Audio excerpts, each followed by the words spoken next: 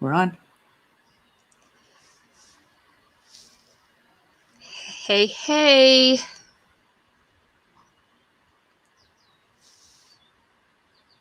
Why don't I see us? I don't see our faces on YouTube. You don't? Nope. Sorry, guys, we're new here. Oh, there we go. You don't? I'm just a bit behind. Sorry, guys, we're new here. Oh, there we go. You don't? I'm just a bit behind. Okie dokie. Sorry, guys. Working out the bugs. Hey, hey. Hi, Renee. Hi, J. John. Hi, Sleuthy. Scrambled Mind. Do you still hear an echo? You shouldn't. No, it's gone. Okay.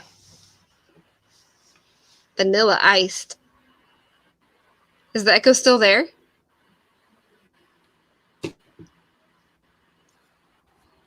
Okay. That was my fault. I had my phone volume up. Hi, Jamie.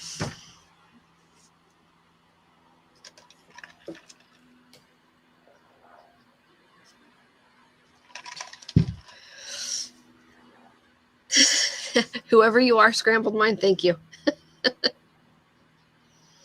I thought long and hard about that one. Hi, Tammy. Didn't have to think too hard. I just got a text message saying, Misty, is it daytime where you're at? Yep, it's daytime where I'm at.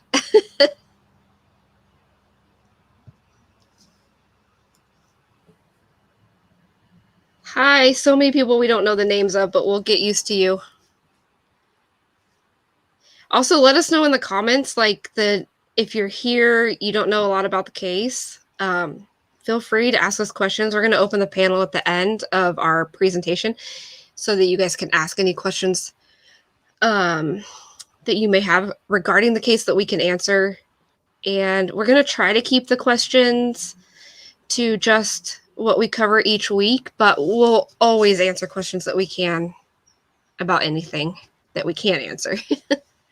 And how many times can I repeat myself?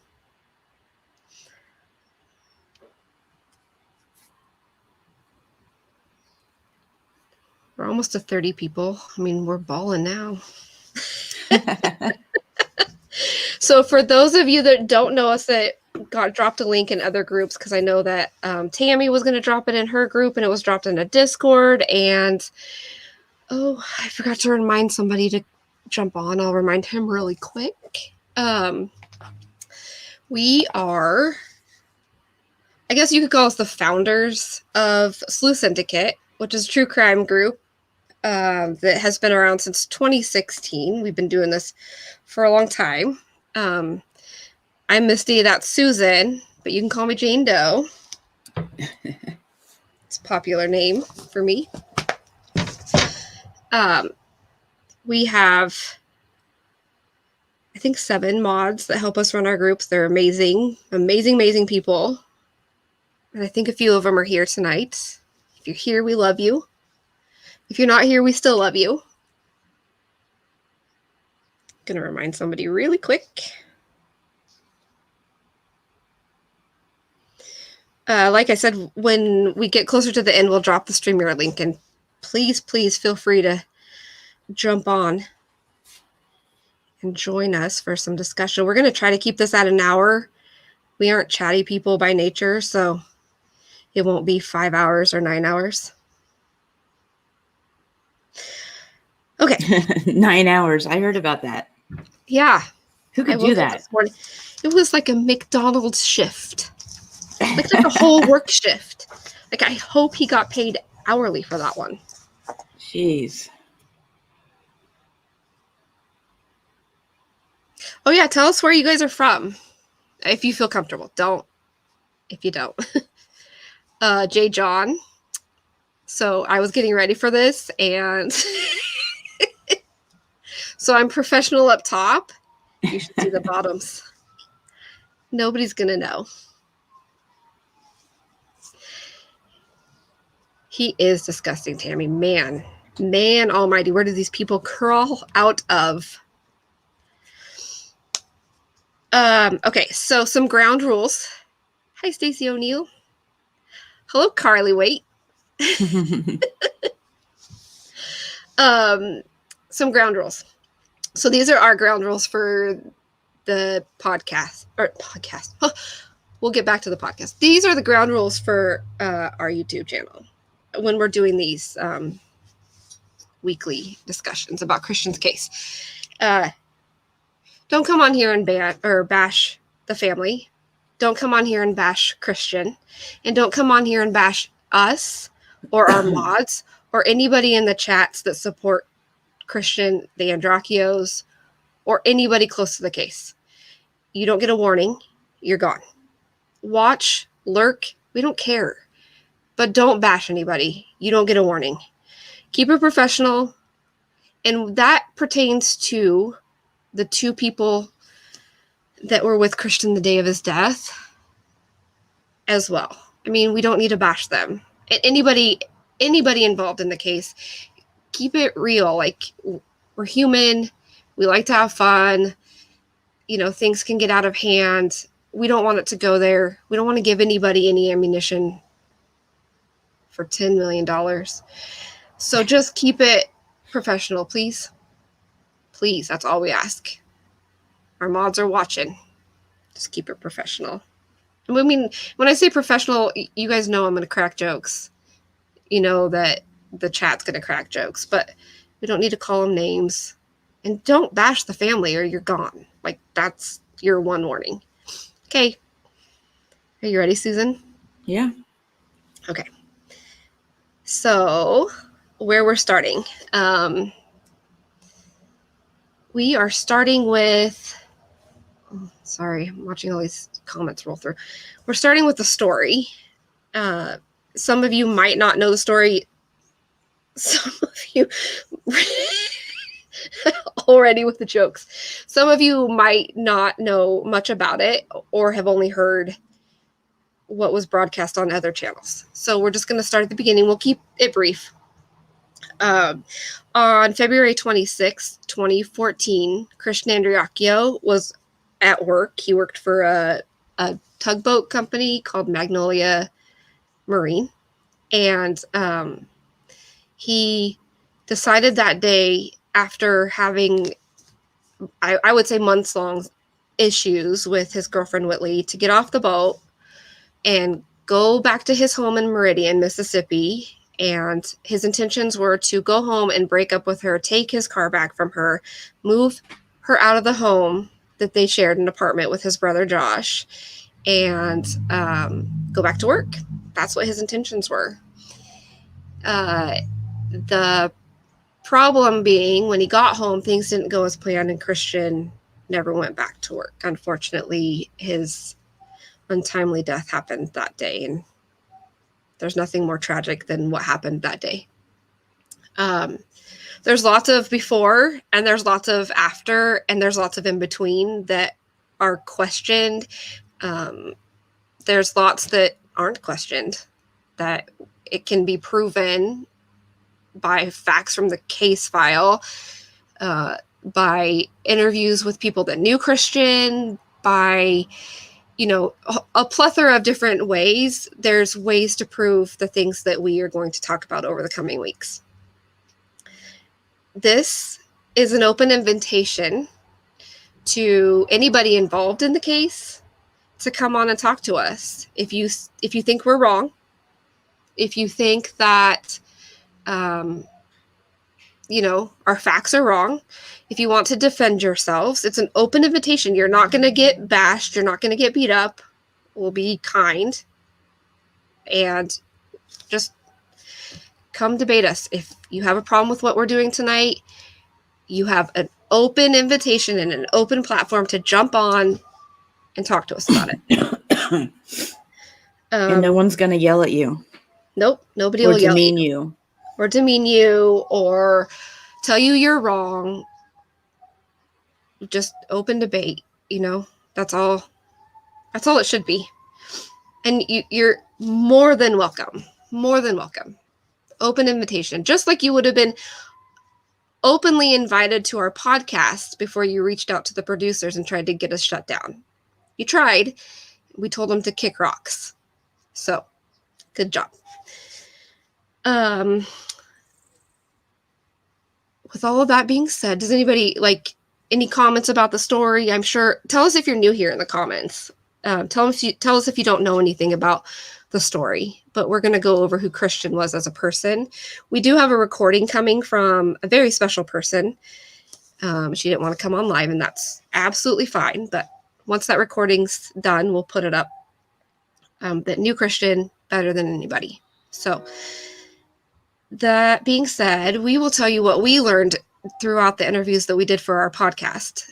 We learned that Christian, and I'm sure you guys have listened, or most of you, if not a lot of you, have listened to Culpable, watched Apartment 801, and heard all the great things about Christian. You know, when I think about Christian, I think about that sign that they showed on Apartment 801 that had all of the signatures and, you know, well wishes and whatnot from his friends and family members on it after he died. And that's always what pops in my mind when I hear Christian's name, because you cannot deny how many messages were on that board or on that sign. It was a huge sign and it was full. You cannot deny that Christian was loved by many, and that this has been a tragic, horrible event for the entire community, let alone his family. So the things that we learned through our interviews with the people that knew him, we got to interview some great people, and we'll be playing clips throughout the coming weeks of those interviews. But one of them was Boat Mama, and we just love her. I think we sat on an interview with her for 3 hours. Yeah, that was a great interview. Yeah. I don't know, Susan, what stood out for you about her interview?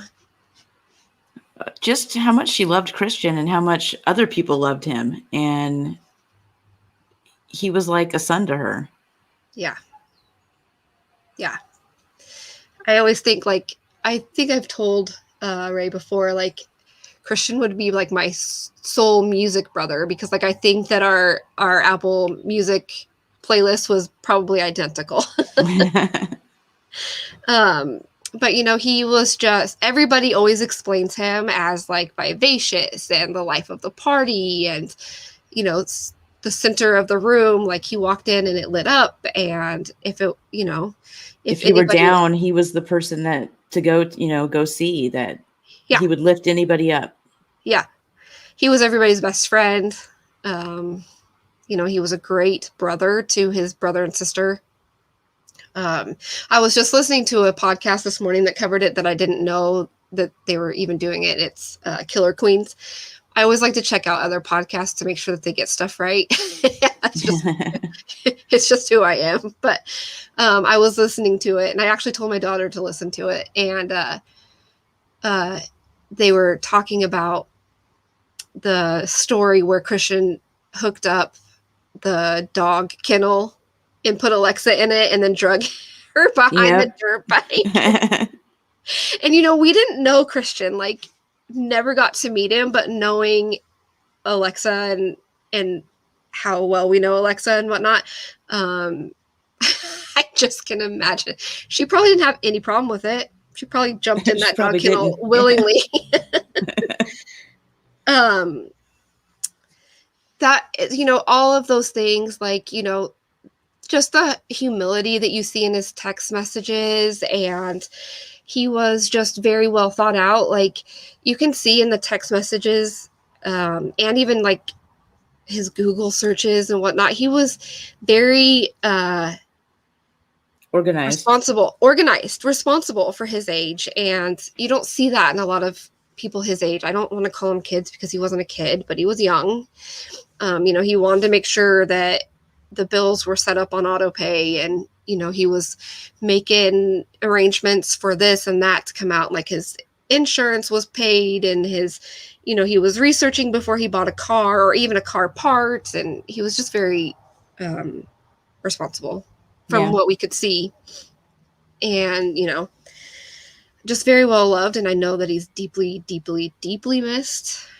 And I don't think that even as strangers, we can put a value on how deeply he's missed by the people that love him.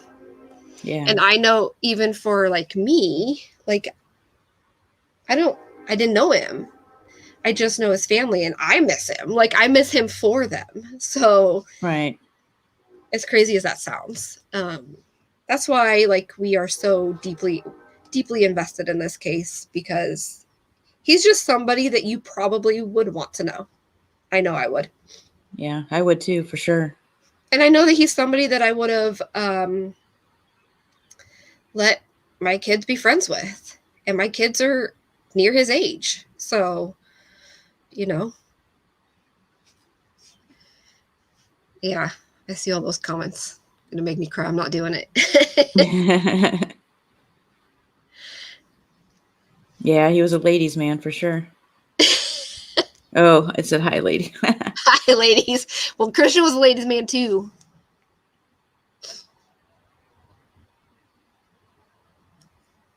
I never knew him, but every time I see his face with that beautiful smile, I can't help but smile. Even if I'm having an awful day, I can't even begin to imagine how great he was in real life. Exactly. Exactly. You just can't take away from the fact that you can see the life that he gave from the photos. You can see it. You can't make that up. He wasn't a kid sitting in a corner. He wasn't depressed. I don't care what anybody says. I didn't know him. You can see it. Yeah, He was not for depressed. Sure. If he was depressed, he wouldn't be as organized and responsible as he was. He would have been out drinking and partying and not going to work. Right. Right. Yeah, welcome executive session. We are happy to have you here.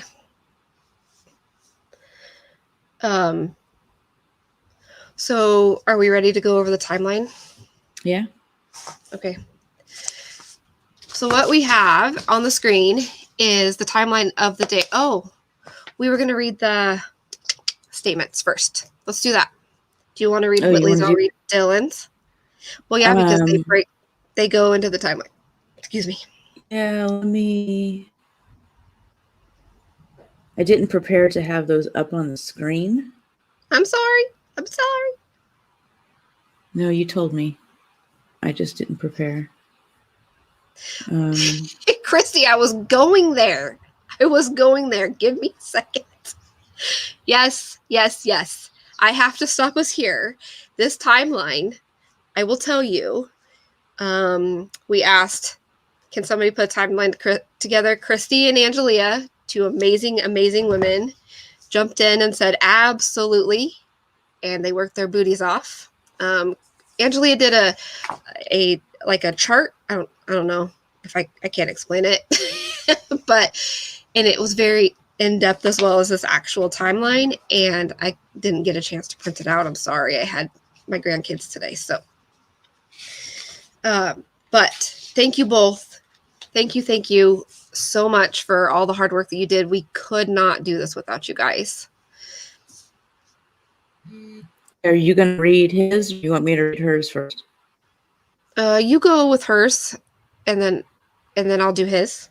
Because okay, I'm not going to put it up on the screen. His fits the timeline. Yeah, that's fine. Okay. Yes, thank you, Christy. We love you. All right. This is Whitley's statement. Saturday the 22nd, also the day Christian left out for work at 5 a.m. That night, I went to a Mardi Gras party with my family. He stopped talking to me starting at 1 the day he left for 2 more days. He has always had trust issues, and when I eventually got in touch with him, he said he would rather me be at home missing him and didn't want me going out from past issues we had without him. I contemplated breaking up with him and tried to convince myself we could work things out because a relationship without trust isn't a relationship. And we tried for so long to build up trust and be normal, but I love him. Last night, the 25th, he said he was coming home and quitting his job. I told him we could talk it out and there were some things we needed to work on before we could move on with our relationship. Today, he came home and early, he wanted to take a ride with me. We went to Bonita, and he just said he felt like between me and his mom, he couldn't make anyone happy. I said, laid down with my dog in our bedroom, and Dylan, the guy who picked him up from work, woke me up. I went upstairs and found the love of my life, face down, swished up in a puddle of blood. And I didn't make mistakes reading that. That was actually how it was written. Yeah, that took less than a minute to read. So that was Whitley's. Here we go into Dylan's. I'm going to actually time how long it takes me to read this, and I don't read slow. So you guys will know the difference in statements if you haven't seen them. I know some of you don't know much about the case. So here we go. I'm going to, you can't see, but Dylan's statement is handwritten, and it's written as like a story. So the first paragraph is titled Picking Him Up. It says, Christian called me at 1:37 a.m. asking if I was able to come pick him up, St. Rose, Louisiana, at a docking bay that his barge has stopped. I told him yes, that I could pick him up. He told me that I needed to be there between 7:45 and 8 a.m. I left my home at 3:45 to 4 a.m. on my way to get him. We exchanged a few calls just to touch base, and he would ask me where I was or how far from the landing area. After a couple hours or so, I finally reached the destination that he was at. I called him when I arrived, and he said, give him a few moments. He came down the hill where I was parked and removed his blue jumpsuit he wore for his work. He said he had left without permission, and security of the place along with the sheriff were alerted. But he decided to leave. I have no conclusion on whether he was able to leave or if just left by self-choice. The next paragraph is titled The Ride Back to Meridian. After we left the destination, I picked him up at, we talked like we always have. Nothing was out of the ordinary. We stopped at a gas station and got us some drinks, and he filled my truck up for coming to get him.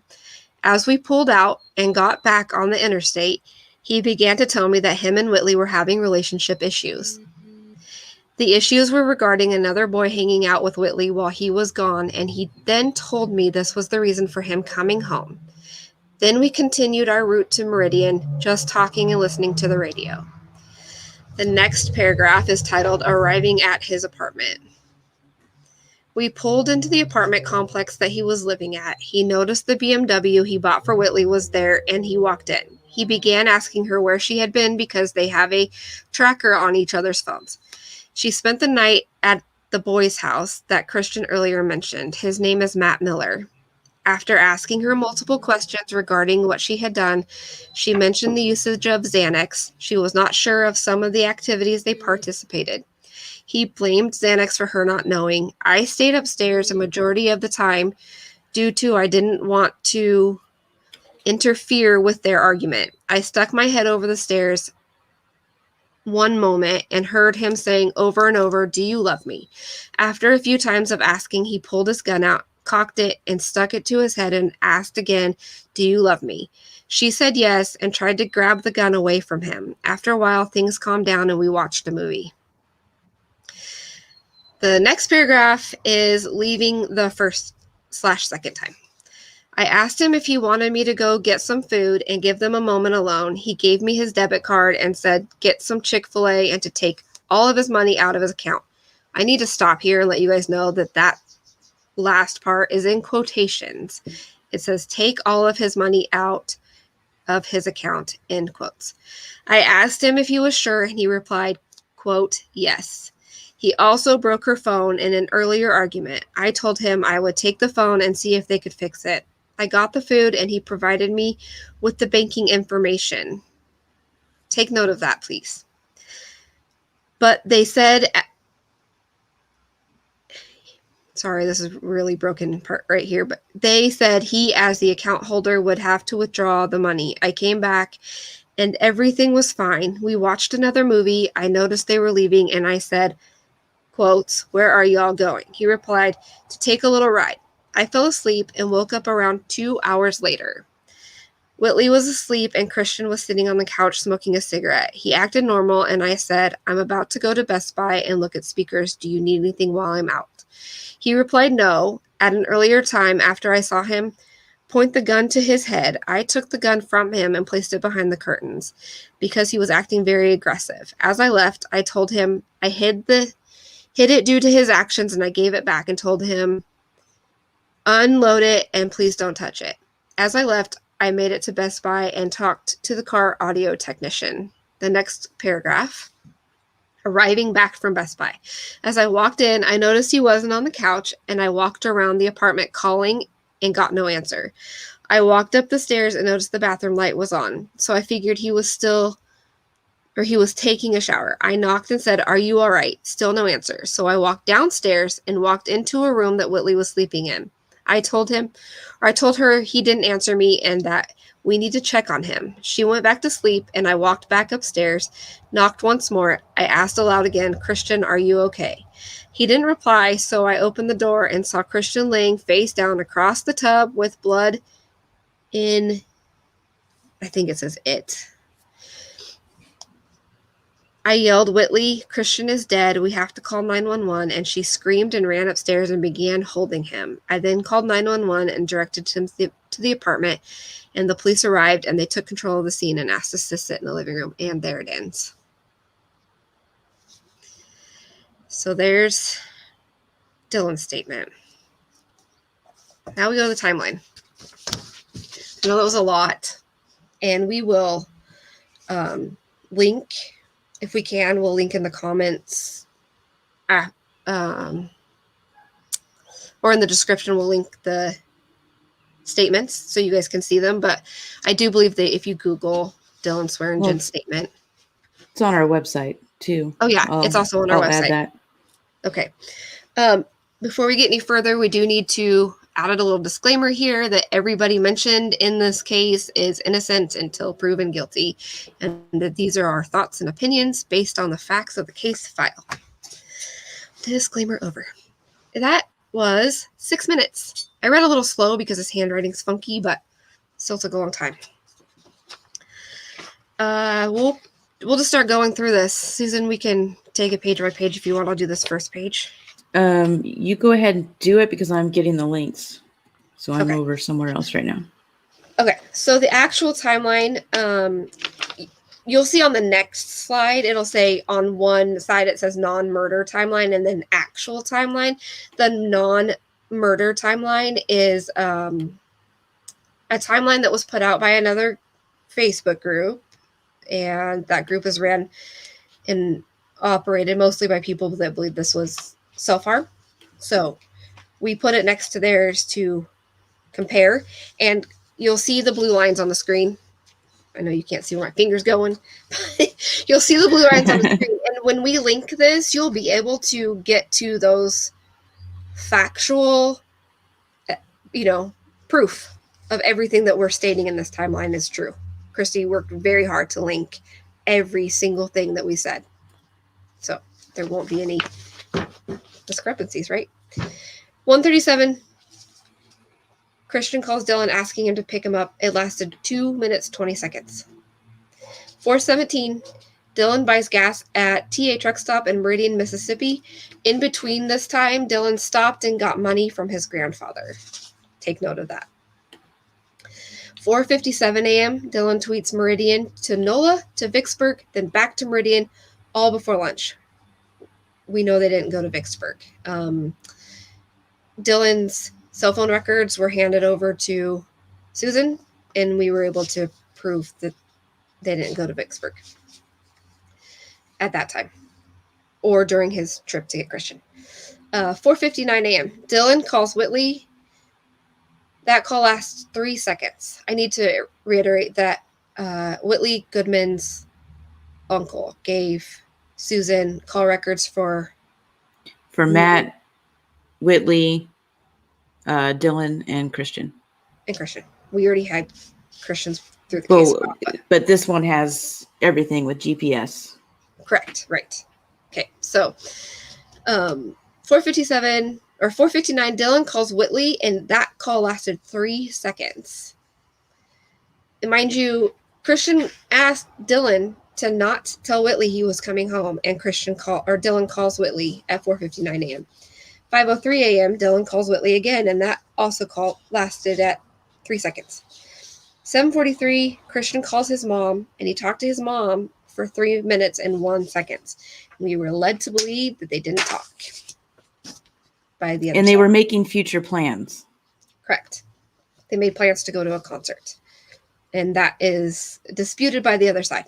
There's blue line right there. Click on it. It'll prove it. 8 a.m.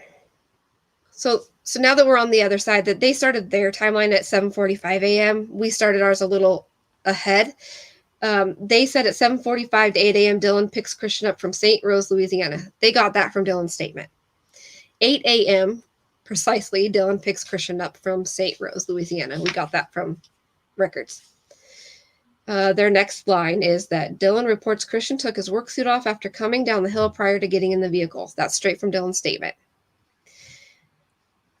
Christy mapped how long it takes to drive from St. Rose, Louisiana to Picayune. I'm killing this word. I know I am. Picayune, Mississippi. It's 66.7 miles with typical Wednesday traffic. It would take 1 hour and 24 minutes. There's a link there. They put St. Rose to Picayune, whatever word that is. Sorry for all my Mississippi peeps. 67 minutes would take 1 hour approximately. They didn't do any research. They just Google mapped it. 9:24 a.m. Christian filled up Dylan's tank and bought drinks at Racetrack 185 2000 in Picayune. That's according to the bank records. They put at 9:24 a.m. travel a straight up interstate at speed 65 or 70, Picayune to Meridian 139 miles, under 1 hour 18 minutes according to Google Maps. Christy went a little further, got the truth. Travel from 2000 Mississippi 43, which was the address of the Racetrack 185, to 801 Deer Run, Meridian, Mississippi is 152 miles, not 139. And typical mid-morning traffic, your arrival would be 2 hours and 10 minutes. They put that they arrived at Willow Ridge Apartments approximately 10:50 a.m. Pending time at store in Picayune and speed-driven. Whitley is there asleep. She has trouble remembering the previous night's events.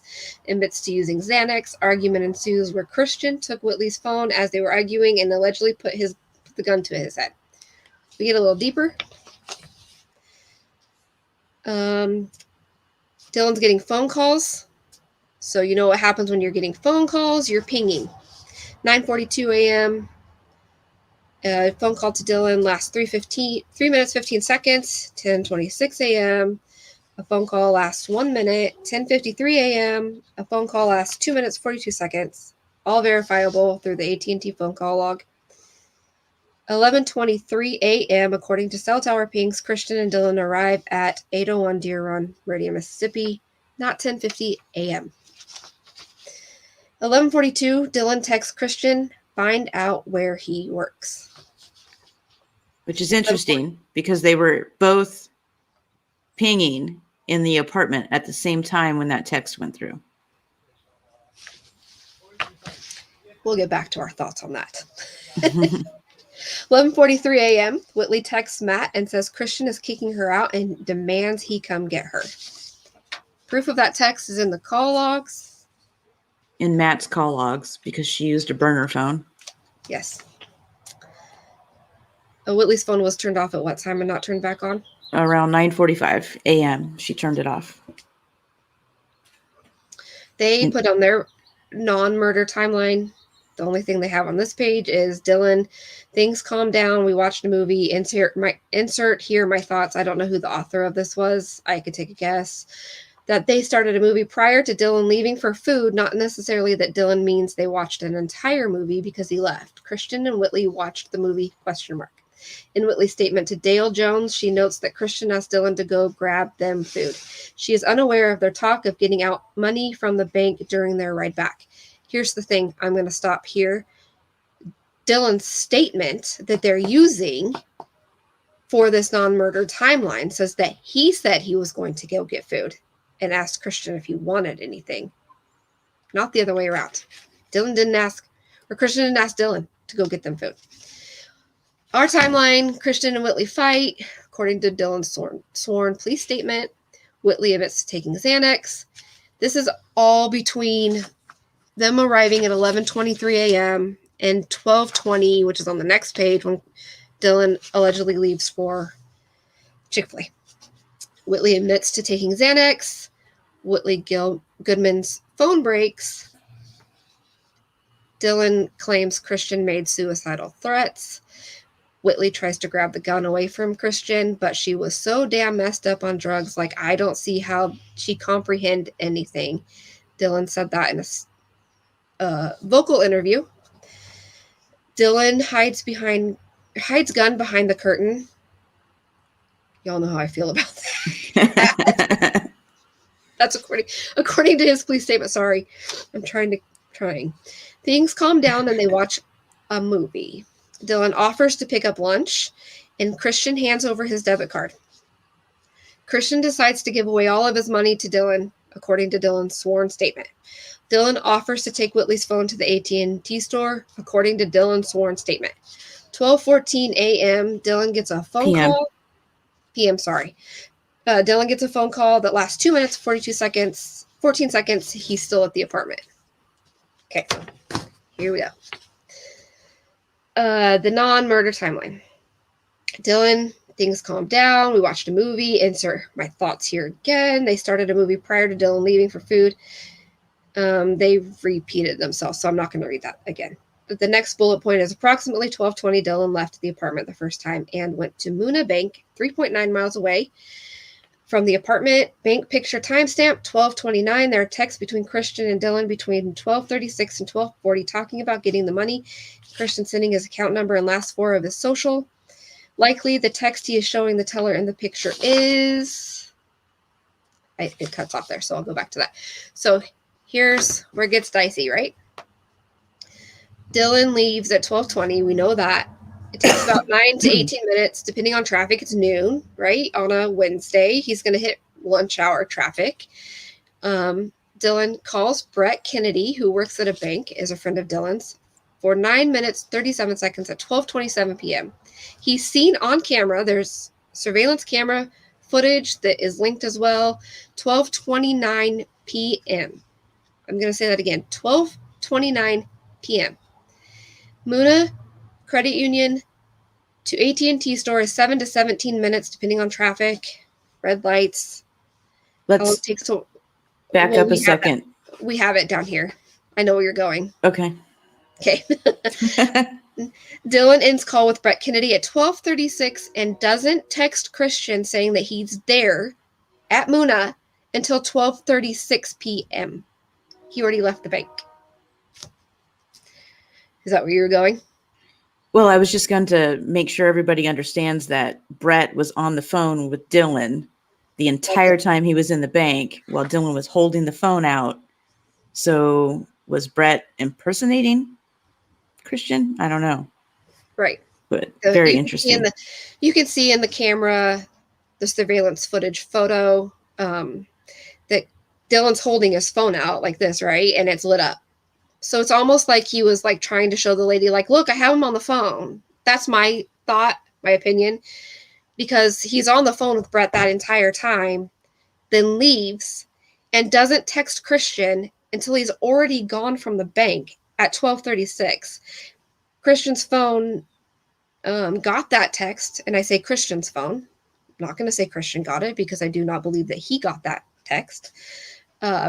Yeah, my account number is blankety blank. The last four digits of my social is blankety blank. Here's the problem that I have here. There's no proof that Christian was the person You're welcome, texting. Katie. And the other side, where did they say that?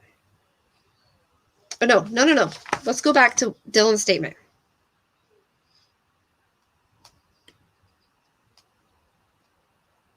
In Dylan's statement, he says that Christian gave him the account number and the last four digits of his social before he left the apartment. And then Christian texted to him again after he was already gone from the bank. Let me just pull that up so I can double check my work. I like to be accurate. I don't like to put out false information.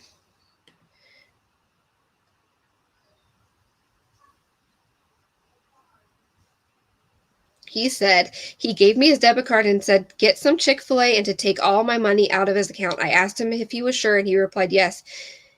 He also broke her phone in an earlier argument. I told him I would take the phone and see if they could fix it. I got the food, and he provided me with banking information, but they said he was the account holder, would have to withdraw the money. I came back. Everything was fine. Okay, so do you see the problem here? He says he got the food, and then he went to the bank. Sorry, Dylan, your phone records prove otherwise. You went to Chick-fil-A after you went to the bank. And you got the account info after you went to the bank. After you went to the bank. Well, but you claim in your statement that he gave it to you before. Right. 106, Dylan is at Chick-fil-A. Oh, wait. So we're on to their timeline again. Next, AT&T to see about fixing Whitley's phone. 3 minutes down Highway 39 on the way back, where he left because the long line per him, 1:06 p.m. paid at Chick-fil-A. Per him where? He doesn't say that in the statement. He doesn't say that he left Chick-fil-A and went back. Yeah. So per him where? Is that? Who knows? Got back to apartment approximately 1:10 to 1:15. Dylan states everything was fine. We watched another movie. Man, I noticed they were leaving to take a little ride. This is when they eat, start another movie, and at some point, Christian and Whitley ride over to Bonita Lake, 0.5 miles, basically Christian's apartment backyard. Dylan says he took a 2-hour nap. How long are these movies that he's watching? During this time, 1:15 to between 2:45 and 3:15. During this time, the phone pings show no movement. You're right there. Absolutely right there. Also, let's talk about the food. Yes. It was alleged by Dylan that supposedly Christian ate and Dylan ate and Whitley did not eat, and that Christian called her a little bitch for not eating. But all the food except for one sandwich was found in the bag after the fact. So only one person ate. Exactly. What 20-year-old watches a movie during a fight? What? Okay, let's go there. What 20-year-old watches a movie during a fight about cheating that just held a gun to his head? Mm-hmm. Allegedly, according to them. Come on. All right. Let's go through the actual timeline now. 1:06 p.m. Dylan is at Chick-fil-A, according to the receipt and the bank records. Chick-fil-A to 801 Deer Run is 6 to 8 minutes. 1:12 Brett to Dylan, 3 seconds. 1:12 to 1:14 Dylan arrives back at 801 Deer Run. 1:19 Dylan to Brett lasts a minute, 39 seconds. Dylan sure talking to Brett a lot. Brett to Dylan, 1:23 p.m., 27 seconds. Dylan's number. Oh, Dylan dials a number ending in 2773. And then 2773 to Dylan lasts 181 or 1 minute. How do you have 81 seconds? It's okay. It's okay. These are just establishing where he was. And 1:32 p.m., Christian's phone calls Matt Miller's phone, and it lasts 0 seconds. 1:32 p.m. Take note of that. Tammy, we'll save that question and we'll come back to that when we're done with this timeline. That's a really, really good question. That's a great question. We actually we could take a break. So according to the autopsy, Susan, you go over that because you know. Yeah, according to the autopsy, he had, I believe it was 10 milliliters of liquid in his system and a few crumbs of food. It takes 6 to 8 hours to digest food, and they ate fast food, and fast food, processed food, takes even longer. So it's impossible for him to have eaten, even if he died at 3:45 like they claim, or 45 like they claim. He would have had enough food in his stomach for them to be able to tell exactly what he ate. And I believe he did not have anything in his bladder. And we know from an interview that we did for the podcast that Christian ate breakfast that morning before he got off the boat. Right. And We also, that actually fits perfectly with what was in his stomach, with the time frame of when he ate, which I believe was around 5:30 in the morning. And when you die, your body stops processing things. So it fits the perfect timeline of how long it would have taken for him to digest his breakfast. there's another problem with the story that we've all been told for the last 2 years, but for a majority of people for a while, was that there was 3 meals bought, 2 meals were eaten, and 1 was left behind. Actually, if you dig into the case file, there's an interview with Taylor Dial, I believe is who the interview is with. Yes. And he went to the apartment after the fact, and that bag of Chick-fil-A was full of food, and there was only a partial eaten sandwich. It wasn't 2 meals eaten and 1 left behind. Right. It was nothing was eaten except for a partial sandwich. My opinion is that partial sandwich was Dylan eating. Yep. And then arrived back to the apartment, and I agree. So I hope that cleared that up, Tammy. We're not forensic pathologists. We do the best research that we can, but common sense, come on. Common sense. So we were done with that. We're at 1:33 to 3:20. So Dylan took a 2-hour nap during 1:15 to between 2:45 and 3:15. During this time, the phone ping showed no movement according to the non-murder timeline. When he wakes up, Whitley and Dylan are back from Bonita. Dylan says Whitley was asleep and Christian is sitting on the couch smoking a cigarette. After talking to Christian, Dylan decides to go to Best Buy to look at speakers. He gives Christian back the gun. Oh, my eyes twitching at that. Between 3:30 and 4, Dylan left the apartment for the second time, heads to Best Buy, 1.4 miles from Willow Ridge, at Best Buy talking to a tech approximately 3:35 to 4:30.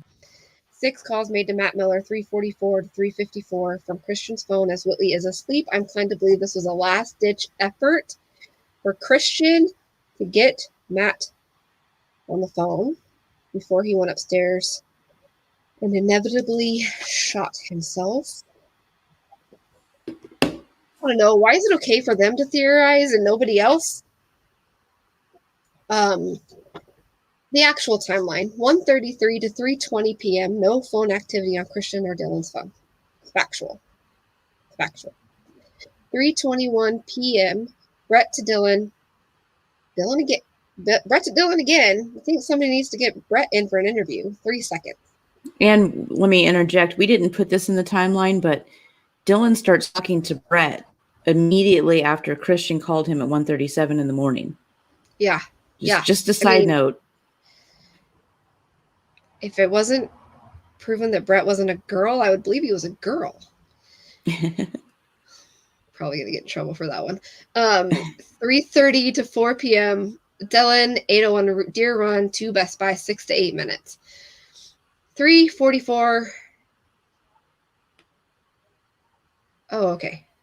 This confused me a bit, but I get it. 3:44:30.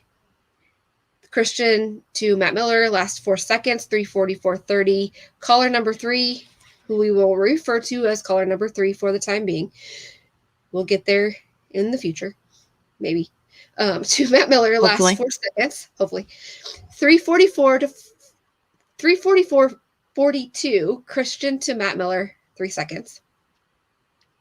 3:45, Dylan to Matt, last 3 seconds. 3:45, Dylan to Matt, last 3 seconds.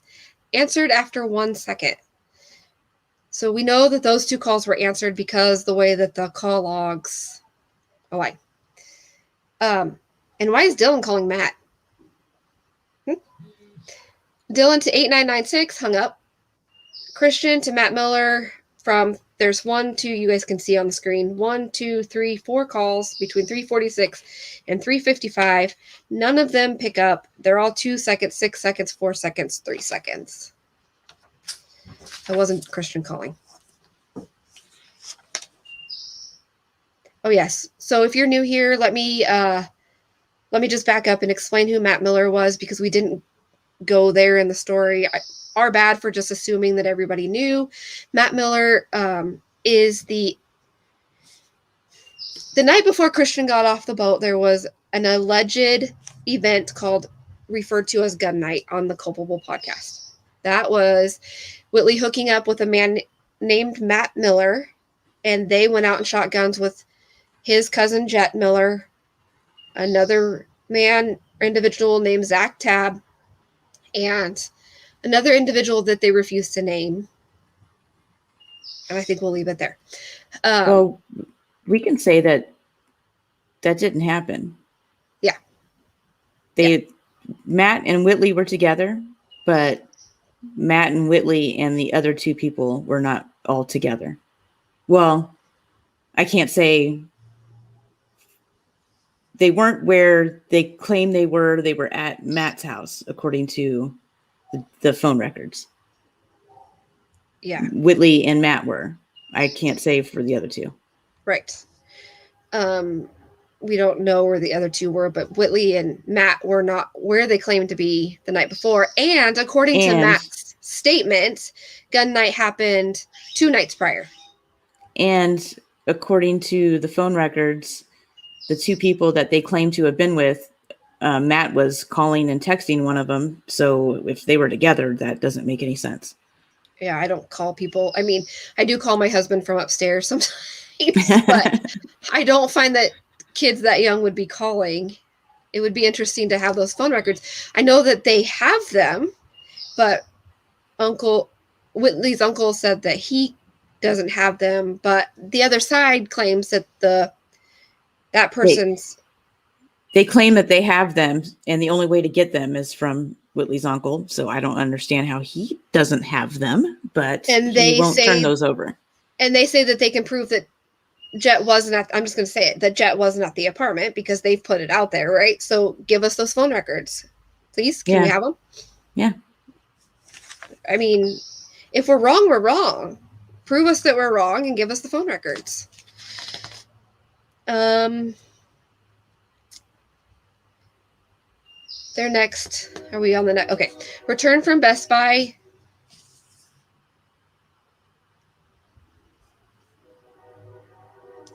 I'm going to make a note right here because I want to come back to that. Okay. Return from Best Buy approximately 4:35. Whitley is asleep. Statements corroborate this. My eye is twitching. Dylan returns and finds Christian shot in the bathroom. Dylan states that Whitley was very difficult to rouse. 911 911 was called at 4:45. 4:47, an ambulance is dispatched. 5:02, Officer Lagoy is on scene. 5:05, ambulance on scene. No vitals at 5:08. Again, my eye is twitching. Coroner arrived at 5:20. Coroner report documents body is warm, no rigor. Coroner stated his theory to PIs and MBI that he believes Christian shot himself while leaned over the tub. Okay. So our timeline at this point is phone calls, phone activity. And we missed I'm making up Bongo. Remember Bongo. We'll come back to that. Oh, yes. Yeah. He's not on there. No. So you guys can see on the screen that this is all documentation of phone calls that Dylan was making between that time, pinging him at the apartment, obviously, and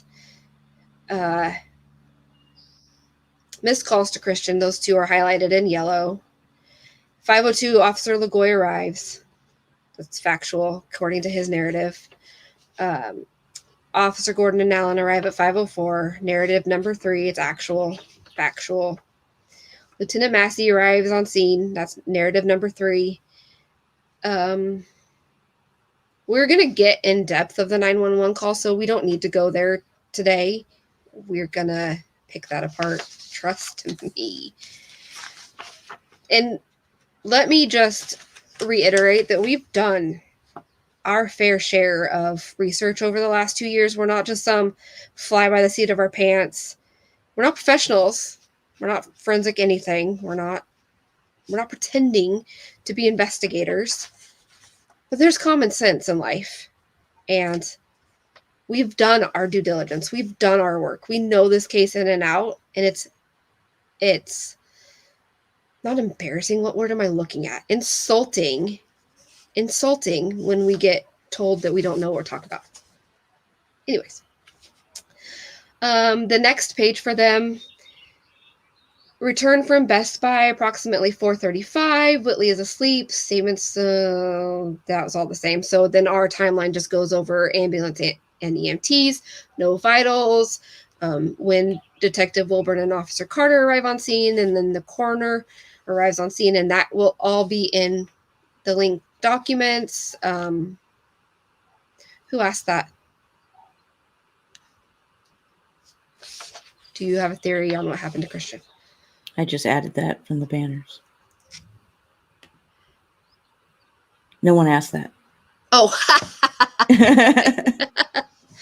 We're new here, sorry. And then the last page of our actual timeline is just more of the missed phone calls, more of Dylan calling a ton of people. Holy chatty Cathy. I'm a smart mama. I love that kid. There was a text from Boat Mama. Love her. Cheryl, if you're watching, we love you. Dylan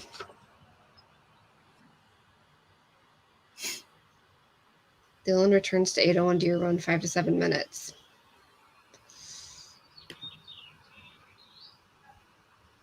Okay, so that's just the rest of the timeline with the phone calls. And like I said, we have all of it. Christy made sure that everything was backed up by clickable links and documentation, and we have it in our group pinned. I believe it's pinned. If it's not, we'll get it pinned. If you're not in our group, we'll see about putting this on our website too, if it's not already there. Something that I did want to go back to that I took note of was Bongo. Bongo was a boat friend of Christian's. They talked a lot. And Bongo, I can pull this up really quick. He texted him at 11:38. I knew she'd know. And Christian didn't reply, which was very, very, very, very abnormal for Christian. Yeah, 11:38. Just 20 minutes after getting home. Right. There's no proof. The last person that we can 100% say that Christian spoke to, texted, or anything outside of Whitley and Dylan was Christian's mom at 7:45 in the morning. Right. I don't, we are allowed opinions. We are allowed theories by, yes, you can join our group. I told you not to troll the comments.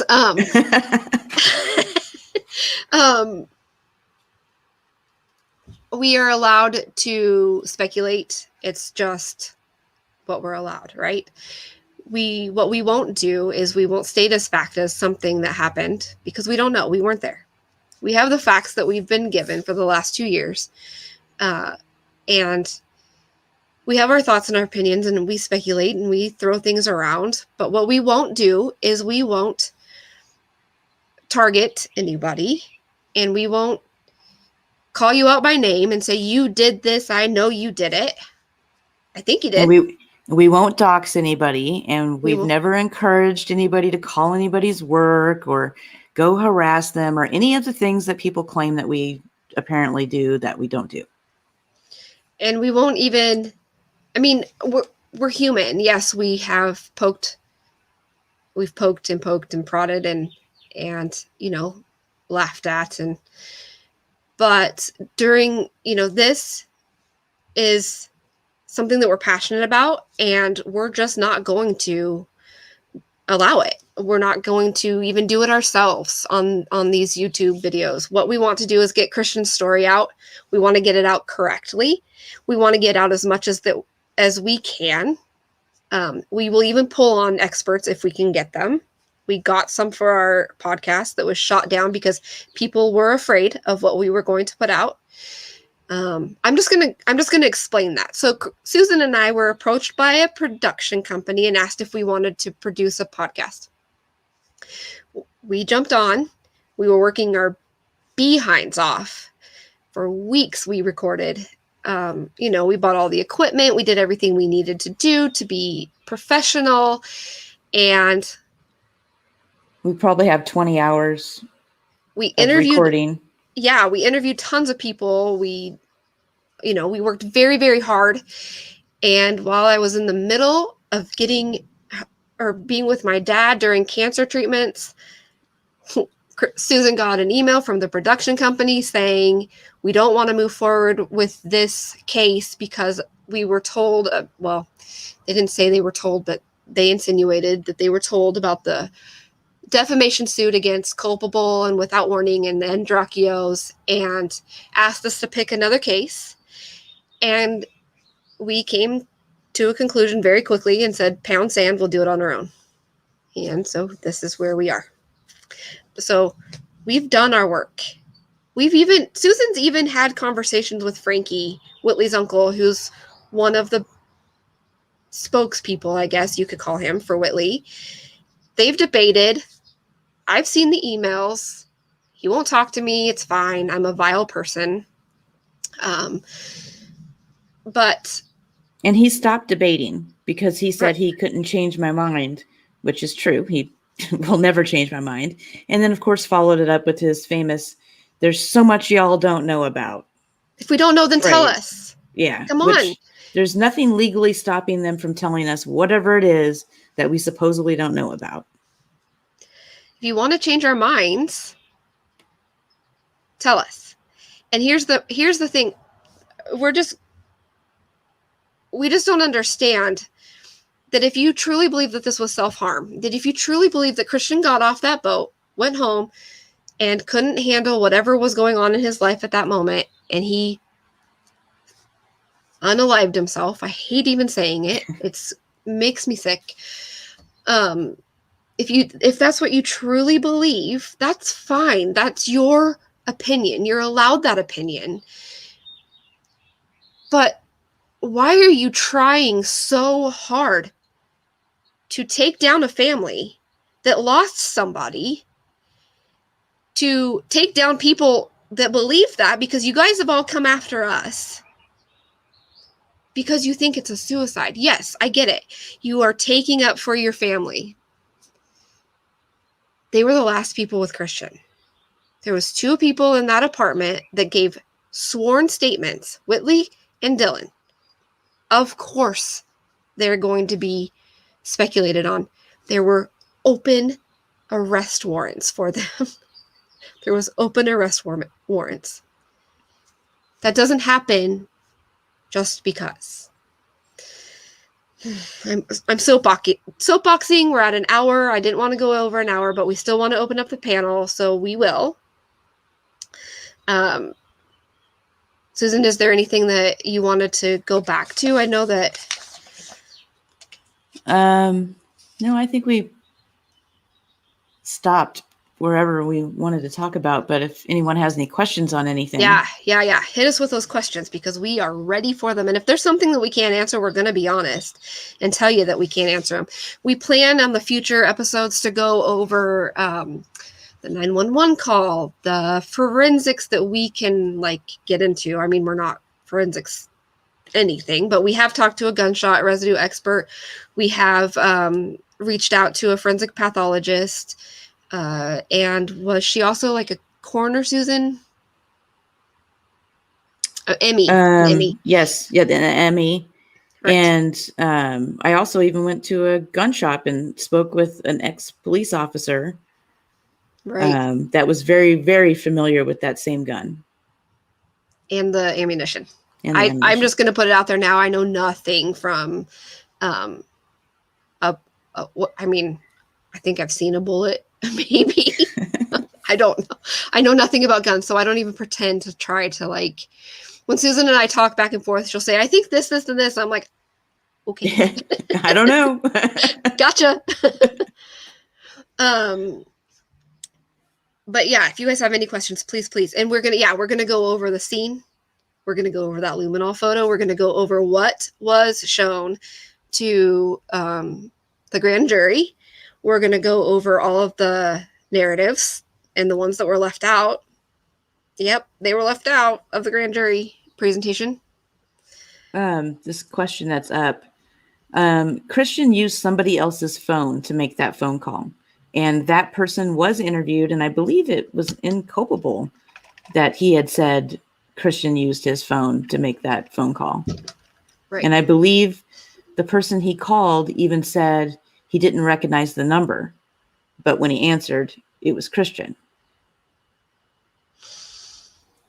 Miss Declan, I'm not sure if Christian knew Brett. I can follow up on that.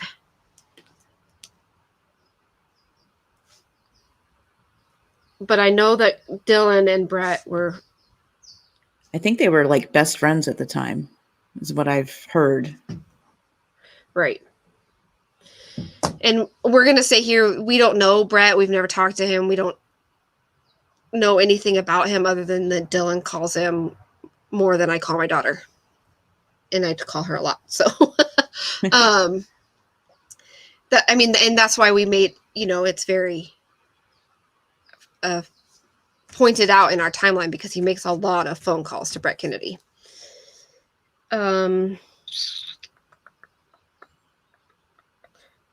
Okay, another thing that I want to go back on that they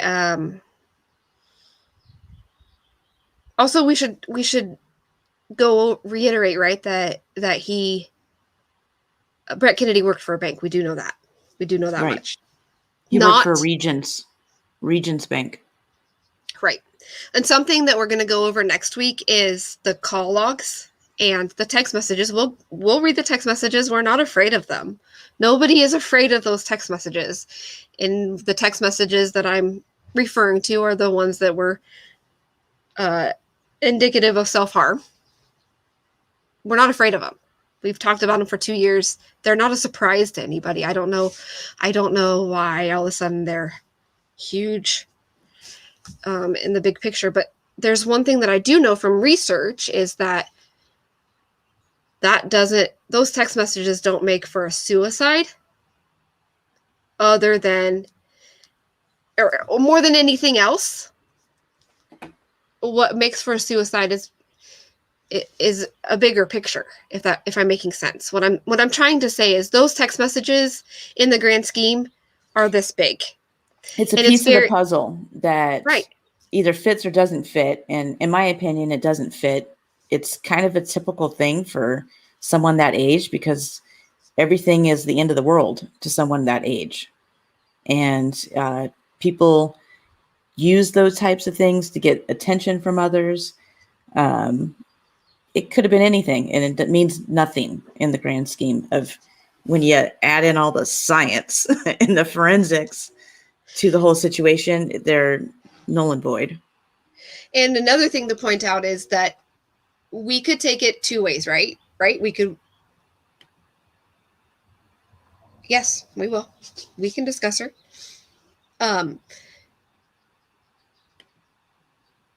Good question, Carly. We could take it two ways, right? And it has been taken two ways. It has been taken, this is a self-harm, this is a murder, this is homicide. If we take it as this is a self-harm, you can make those text messages fit, right? Like I text somebody, let's kill ourselves, let's unalive ourselves, and then it happens, right? It fits.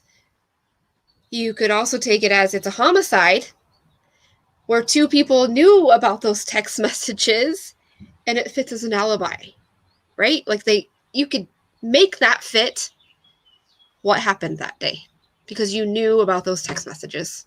You knew about those text messages. You knew that he was upset because you were cheating on him, and you made it fit. But when you're asked by 911, did he say he was going to do this? You both said no. In written statements to the police, sworn statements, when 911 asks, did he say he was going to do this? Dylan says no. And in his sworn statement, he says he took the gun away and then gave it back. So which is it? He didn't say it. He was never suicidal. Or he was. And let's actually can't have it both ways. Yeah, and let's actually go back to their statements, because they were so vastly different. Whitley was setting a stage, and Dylan was covering his ass. In my opinion, he had to have every detail that he can think of. And Whitley was like, "Oh, he has been having problems for days, and just came home, and boom, this is what happened." Like hers Susan, was. do you want to drop the StreamYard link so that people can jump on and talk with us if they want? Yeah. I'm going to go off camera for just 1 second because my legs are cold. Sorry. You're not going to see what I'm not wearing below.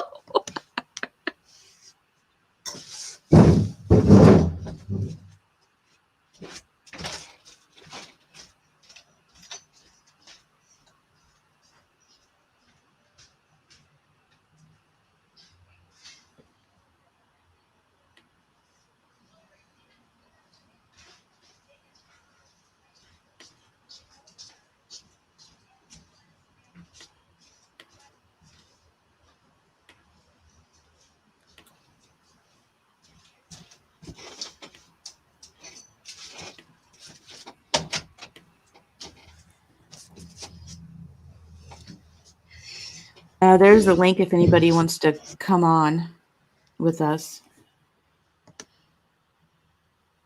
Okay, I think if you don't have StreamYard, you just have to sign up. If you do have StreamYard, jump on. We'll be happy to have you, as long as you're not rude and mean. And if you have any questions, please shoot them at us. Please, please. Yeah, see, Miss Declan, like, I have a hard time with the motive on this one. I do, because it wasn't an exorbitant amount of money when it comes to the money that he had in his bank account. But when you take into consideration that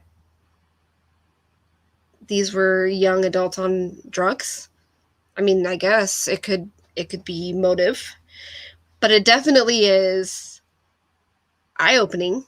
And I made a post in our group because I was listening to a podcast and I started looking up self-harm and like indicators of somebody that would take their own lives.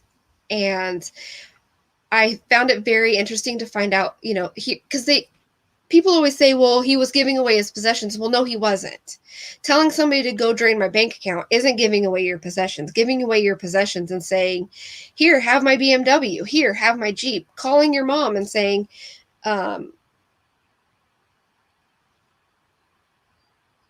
sorry, I just got a text from a troll in the chat. Giving away your possessions is an indicator.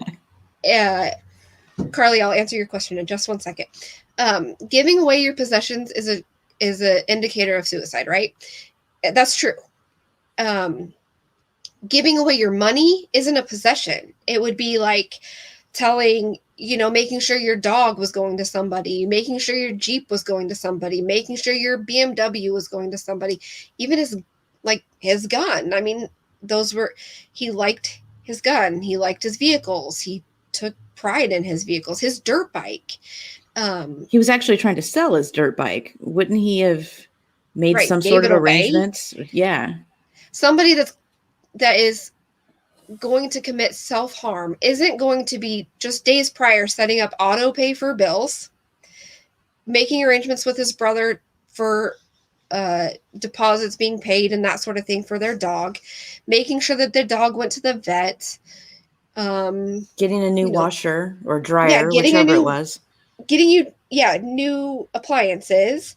They also, another indicator of suicide, self-harm, is that they make these huge pronouncements of love, right? They'll call people out of the blue and say, I really love you, I miss you, yada, yada, yada. That wasn't happening. Christian wasn't doing that. So, I mean, and I know that you can't put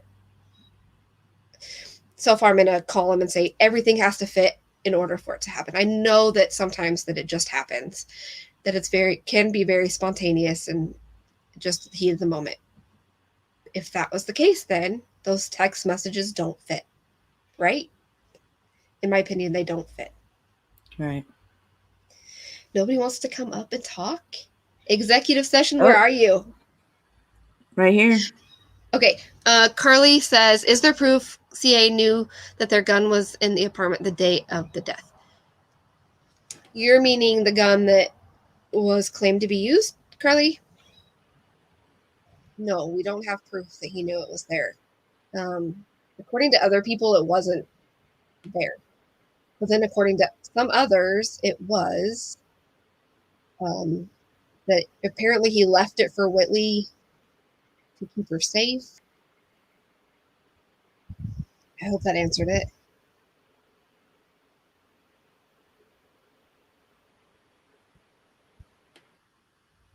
Who's on? Executive sessions. Are you there? Hello, can you guys hear me? Yep. Oh, I'm sorry. I thought it was showing I was muted, and it doesn't have my picture up there. I don't know. Usually I have that's weird. I know. I usually have a little avatar there, but oh well.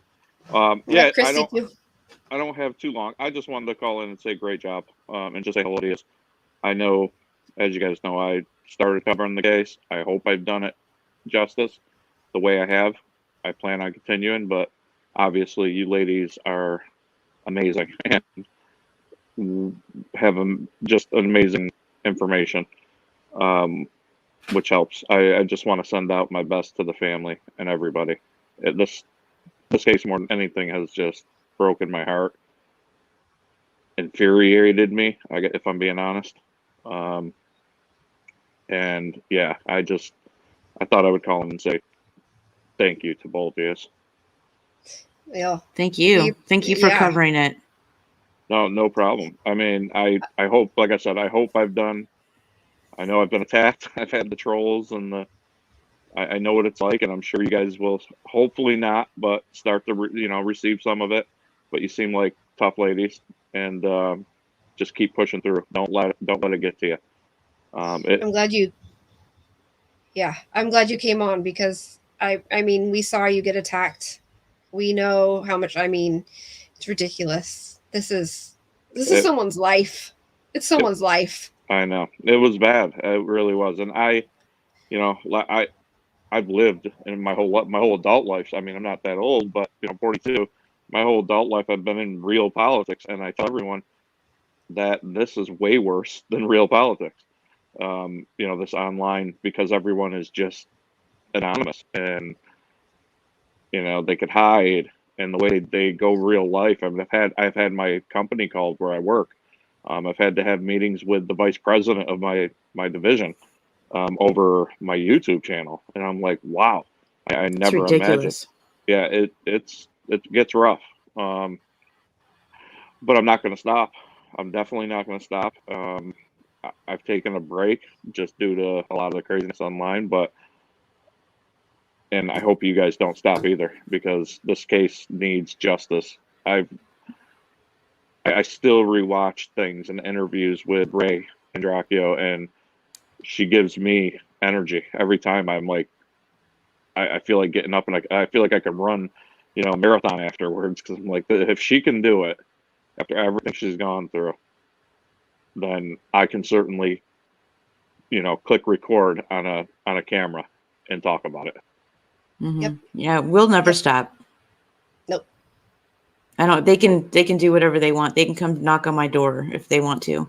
Doesn't matter. They will never stop me from talking about it. Good for you. That's great. The only And thing that made me apprehensive was I don't want, better not come for my kids. Better not Yeah. come for my kids. Yeah, leave my kid alone. yeah, I don't think so. I mean, I've what I've come to as I calm down from it, because I was just on it, as you guys probably know, I'm brand new to all this social media, or not social media, but I guess, well, to YouTube as a creator at least. And I just didn't expect it. But what I have learned as I've calmed down and stepped back for a minute is they're just talk. They're just bullies. That's all they are. They're keyboard warriors, and you just stick to your guns and keep doing what you're doing. I'm learning a lot right now. Just in the past hour, I've learned so much. Well, I'm And glad. I thank you guys for that. I mean, I don't want to take up too much time. I'll let you get to your next guest, but I wanted to just say thank you to you. Thank you Thank for you. coming. I'm so glad you came. Yeah, no problem. And I'm going to keep on sharing all of your channels, and hopefully we can continue to grow it and get more people to watch over and over as you guys go through it. Well, Awesome. like Thank you. our main goal is just getting the correct story out there, and not saying that you didn't do it right, but you were just bullied endlessly that you couldn't even go through an hour of a show without being attacked Yeah. viciously. So, I mean, how can you do that and put out a story? So we just wanted to make sure that the correct story was out there. And even if we touch one person that can go and take this story to somebody else and say, hey, this isn't what you think it is, this is what's really going on, and then it spreads that way, it's enough for us. Yeah, you make a good point. I mean, I definitely learned a few, and that's why I'm regrouping now as to, I'm not going to let them run me off. I'm going to keep going. But again, I was brand new. I thought when I opened my channel, I'd have, a couple of people where we'd all chit chat about cases. I didn't expect, 1,000 people in a chat where they were just bombarding me. And I got to admit, I'm not proud of myself, but I allowed them to take over the show, get me unfocused as to the points I wanted to get to and make. And I was spending half the show, if not more, responding to trolls. And I can't allow that to happen anymore. I mean, it's a lesson learned, but from now on, I can't allow chat to dictate how I go forward. I don't think you were here in the beginning. Yeah, and I'm new to the case I've heard of the case for years, but I'm new to it from digging into it. And so, of course, I was learning on the fly myself a lot of the intricate details from the case files, whereas you ladies clearly know it inside and out. So, as I go forward too, I'm going to be able to learn a lot from you. And so it's good. I mean, it's all around good. It's about awareness. I don't care about, views. That's why I jumped off. I don't, I didn't expect to have a lot of people on my YouTube. Again, I thought I'd have a few people when I started. It's all brand new to me and hit me and overwhelmed me. What I care more about is getting the true stories out there. So I'm so happy. Like, I shared your video out on my community tab when you guys started. I'm hoping it brings more people in for the truth. Thank you so much. They can hear it, the actual facts. Right. But yeah, I'm rambling. I'm sorry. No, you're fine. It's okay. Yeah, and use us whenever you need us. Like I've told you before in messages, like whatever you need, let me know. I'll get it for you. Yeah, I didn't know if you wanted to mention, but yes, thank you. You've been a great asset, and I really, really appreciate it so much. And I know that the family, I'm sure, does too, because you've done a lot of work. And I'll let you get to your next guest, though. Okay. Thank you, ladies, so much. Thank you. Have a good night. Thank you. Thanks. Bye-bye.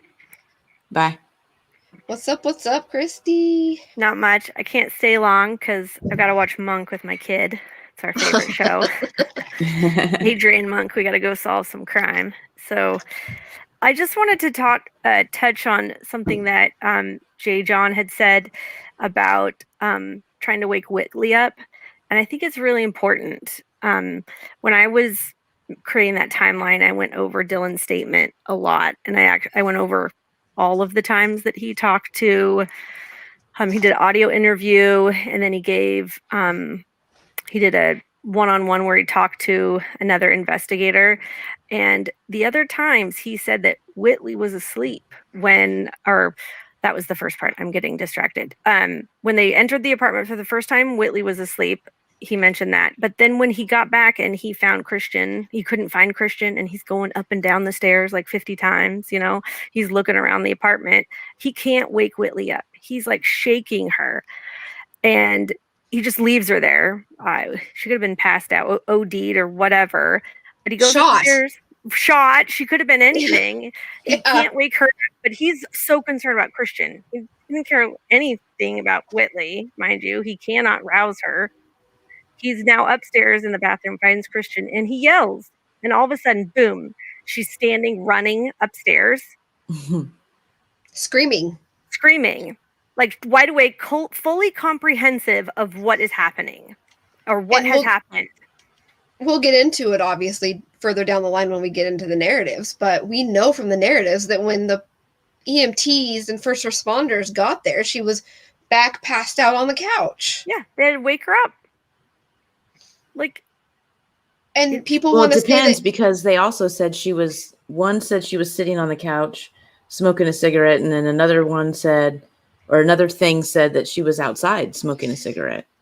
Well, and if you But want then to she also told the police two different stories while she was sitting on the couch. So, and if you want to take their side of it, they say, they always go back to she had what they say like 8 milligrams, or I don't know. I'm not a Xanax. 4 bars or something. 4 bars or something like of Xanax in her, and that's why she slept through the gunshot. But she bounded out of bed and started screaming like a banshee all through the house. But she knew exactly what was happening or when he said it. When someone yells your name and you're asleep, like you don't hear the first thing of it, or you don't hear them tell you like wake up or something. If you're downstairs in a bedroom and he's upstairs in the bathroom and he yells, you just wouldn't know exactly what was going on. There would be confusion. But she knew exactly.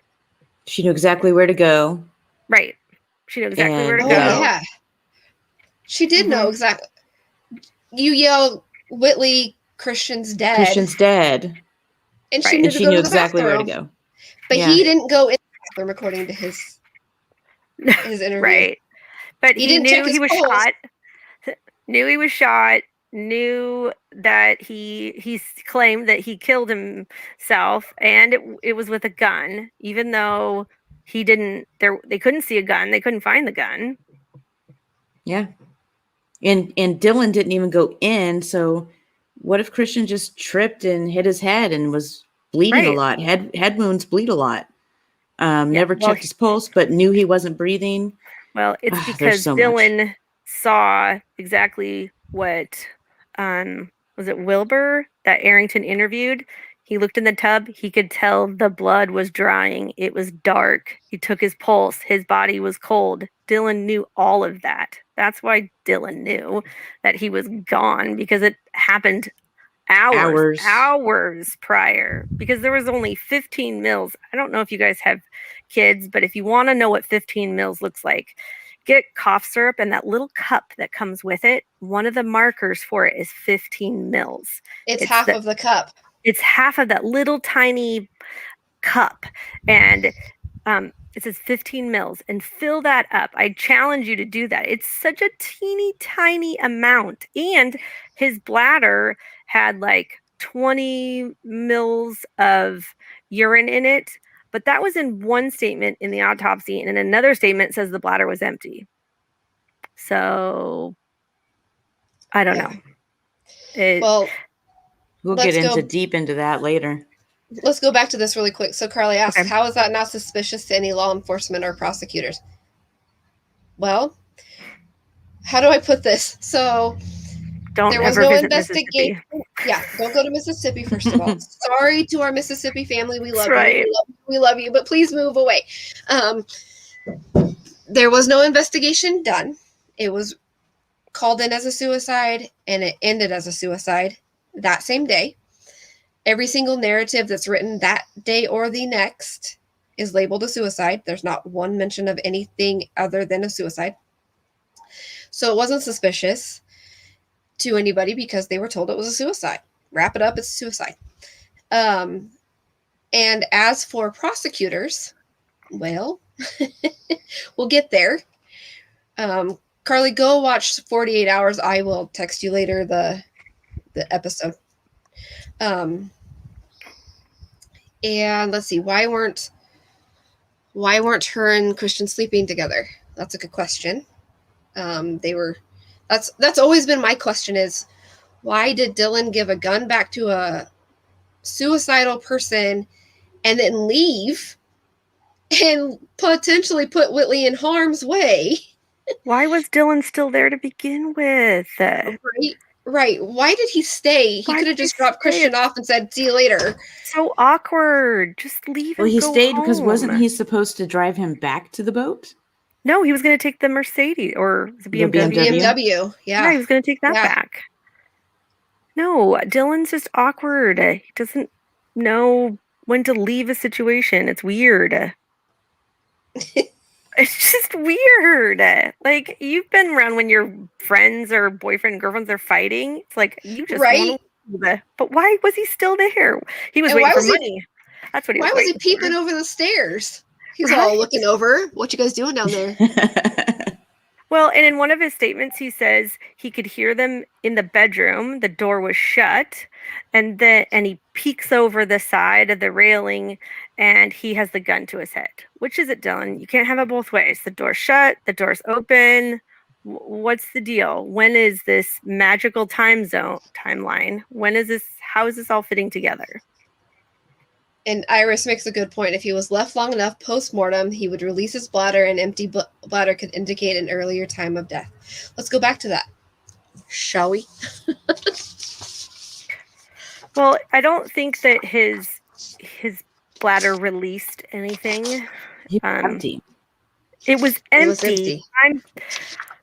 My guess is that they emptied it, and that's what the 20 mils were, but it's not clear in the autopsy report, because there's a toxicology report where it says there's 20 mils of urine that they sent to go process, and then they said that the bladder was empty. Why didn't they say the bladder is empty because we emptied it? Why did they? It's just weird. They just leave it that way. Okay, so we know from cell phone tower pings that they arrived around 11:23.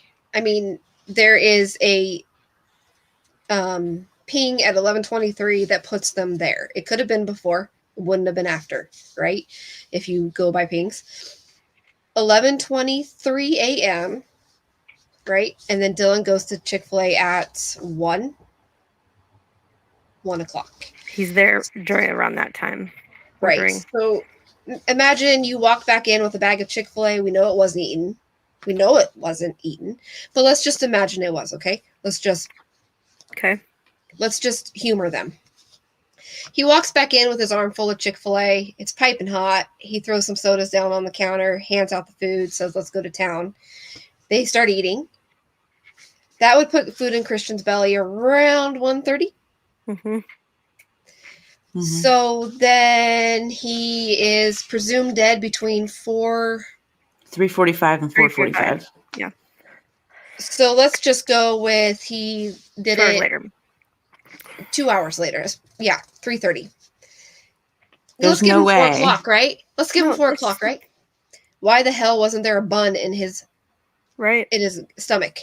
Yeah, they would be able to tell exactly what he ate, because there are people that get murdered and 8 hours after they eat dinner, and the coroner can still say, yeah, they had spaghetti and meatballs for dinner.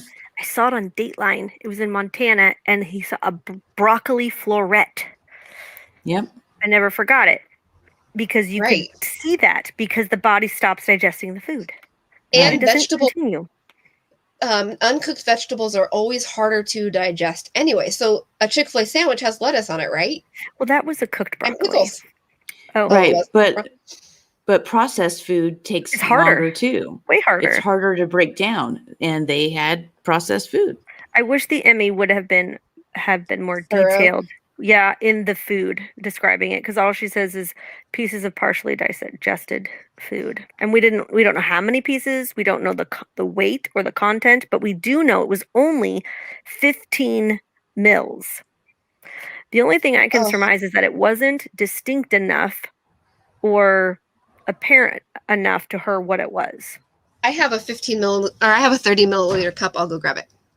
Be Yeah, right back. it's not very much. It's very, very tiny amount. Another Yeah, it's very little. Something that also has bothered me about the autopsy report is why wasn't he wearing socks and underwear? Yeah, I wondered that about the socks too, because he had the boots on. And why was he still wearing boots several hours after he got home? I mean, he was still in his work Yes. clothes. Wouldn't one of the first things he Take would off the do would shoes? be change altogether? Yes. I mean, why would you sit around all day watching movies and doing Well, whatever they it was supposed to be claim? it was supposed to be a quick trip, right? Right. He was supposed to go home and head back. He probably wasn't intending to stay there very long. Right. But if we go on their theory that he died later, then he would have changed. Well, and we can't forget the fact that you cannot watch 2 movies, take a 2-hour nap, go run errands like a soccer mom, and do all that in 5 hours, right? All right. Okay. All right. So I'm back. I want to see the 15 mils, and then I got to go watch Monk with my Okay. kiddo. I don't know if you're gonna be able to see it Yeah, really, hold it really real well. close Okay, to the camera. so this is a 30 milliliter cup, and this is this is the side with the milliliters. This is 15 right here. Get real close. Closer. You just want to see my pimples on my chin? No. It's right here. Okay. It's not very Literally half. much. No. No. Good work, ladies. I will chat with you next time. Thanks for having me. Somebody else come on. Yeah, These are great definitely. ladies. Come on. How do I leave this? I don't know.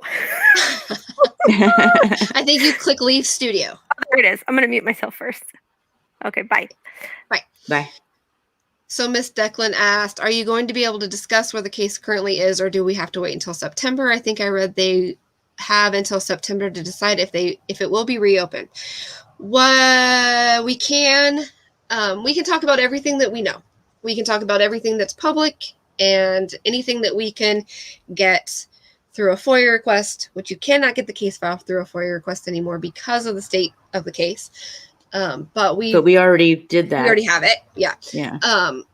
And so we can tell you as much as we know right now.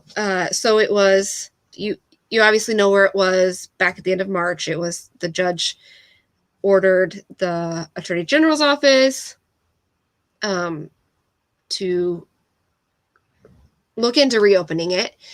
And the Attorney General said no thanks and sent I don't know what's called, a rebuttal or refusal. And the judge said, no thanks, no thanks. You got to. And so that's where we're at right now. And hopefully we'll know soon, but it sounds like it's just going to be drug out. Hopefully we'll have something by September, but we don't know. He would have changed if he was going to quit his job, according to Whitley. Yeah. And he wasn't going to quit his job. Well, let's talk about that for a second before we answer the question that's on the screen. Whitley had told one person at the scene that Christian had been fired from his job and was home all weekend doing drugs and drinking. And they got into an argument, and he ran up the stairs, closed the door, locked it, and shot himself. That's in one of the narratives we'll get into later. But then she also was texting Matt, come get me. Christian's kicking me out. So, I mean, she had a bunch of stories that were different the same day. Right.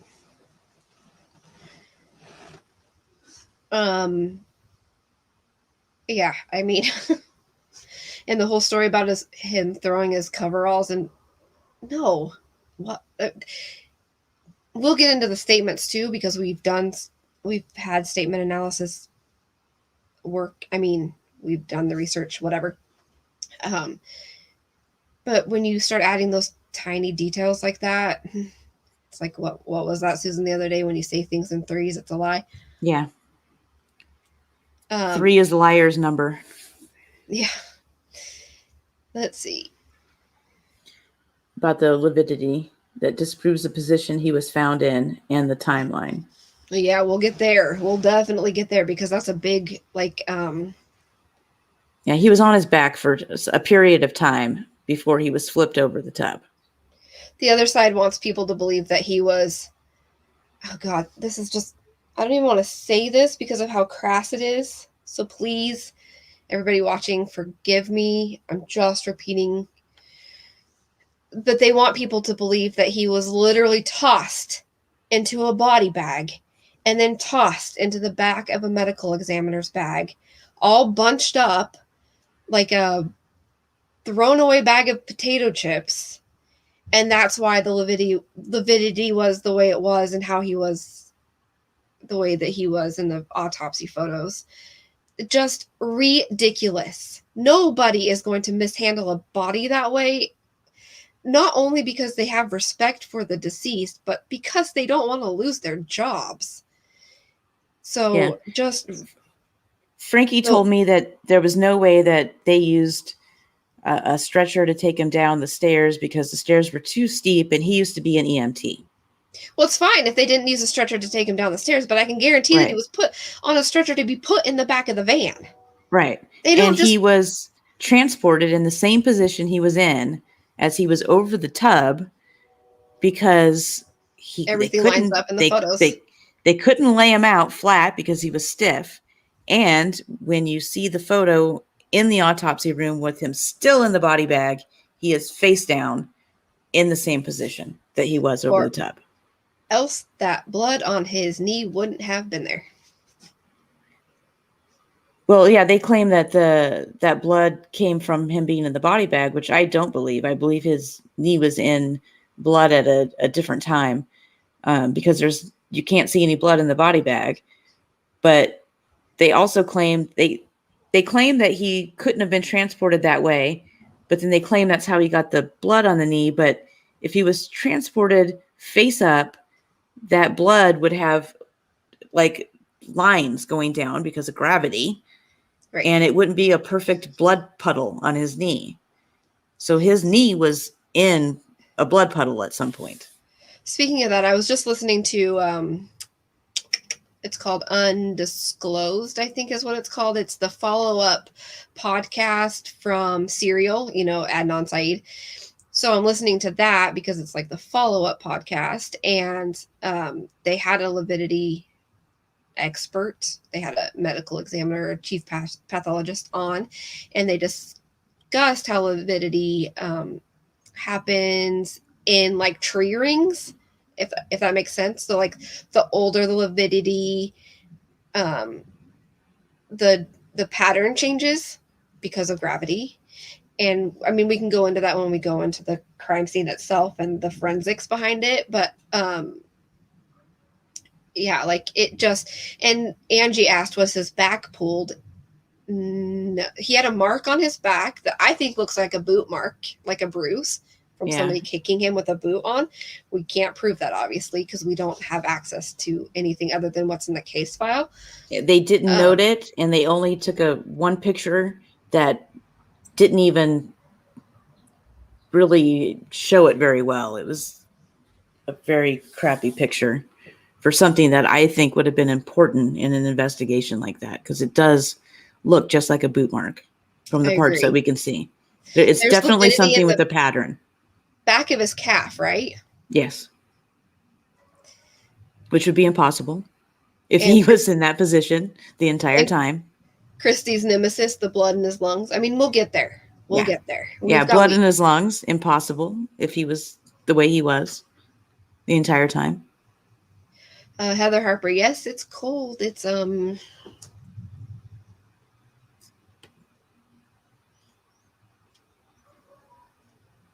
61. I'm super professional sitting here with my blanket on, right? Anyways, anybody else have any questions? Anybody want to jump on? We are way over the hour, but we're not 9 hours. And, as we go further, we're just going to get deeper and deeper and deeper and deeper and deeper with the story, with the truth. Yeah. The truth.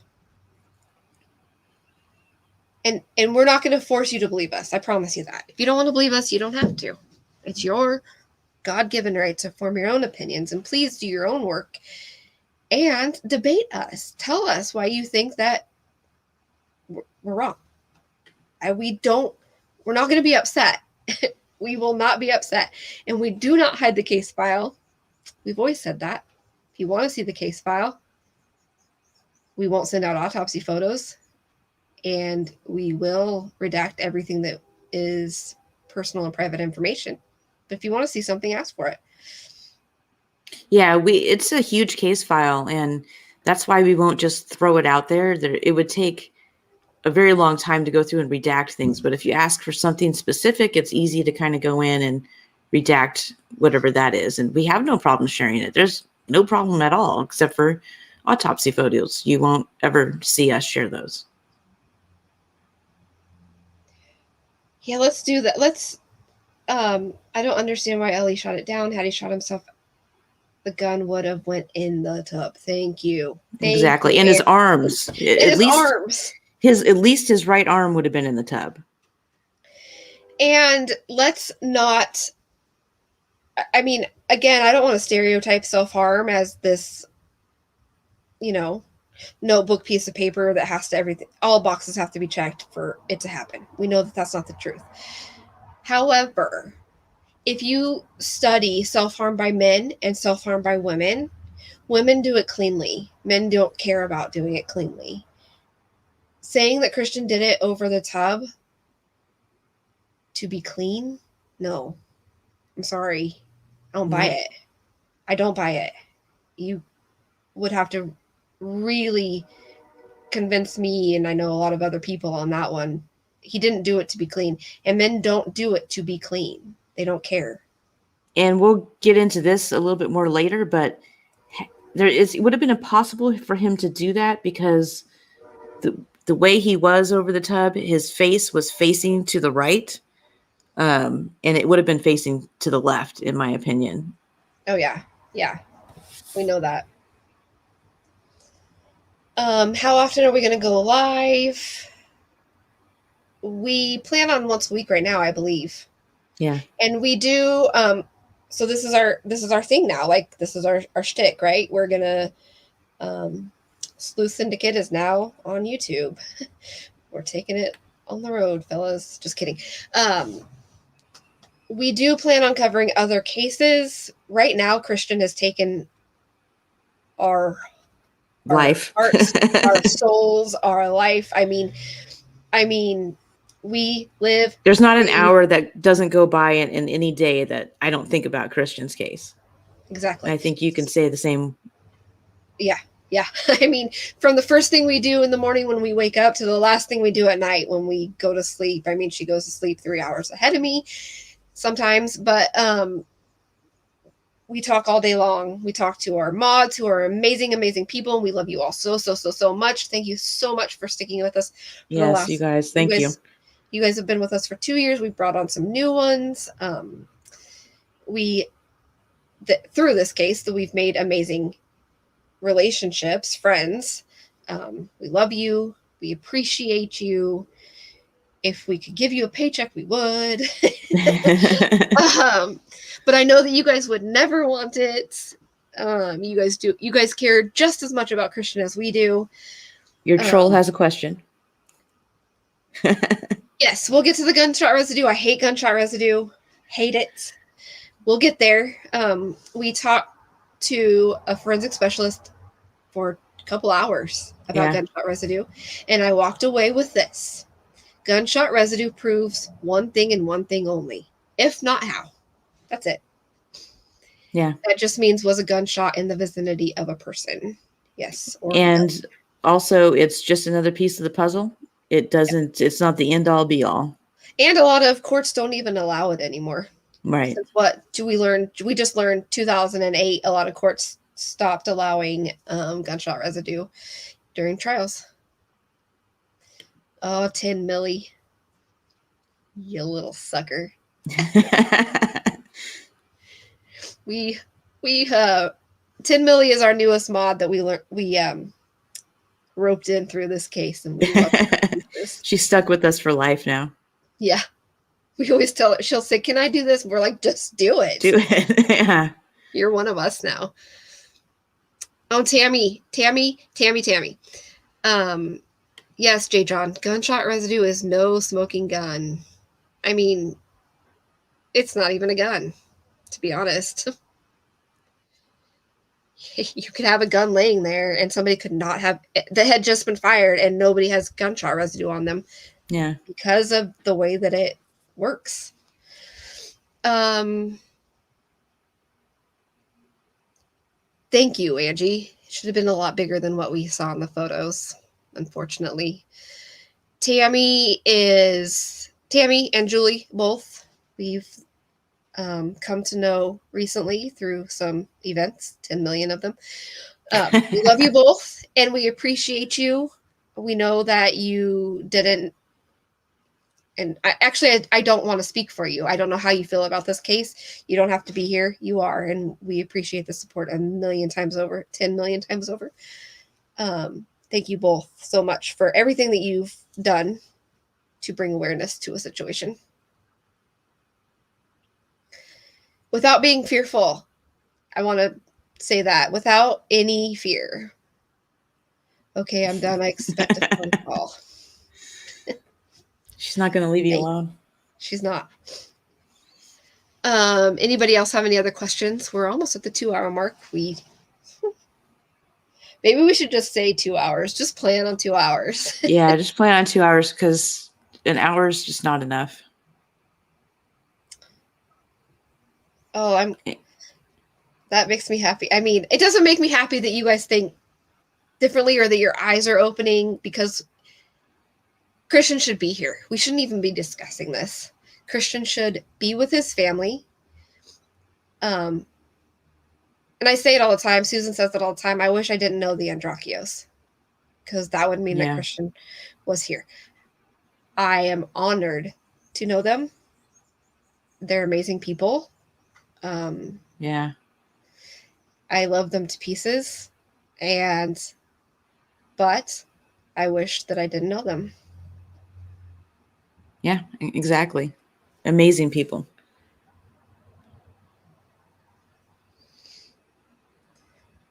Yeah,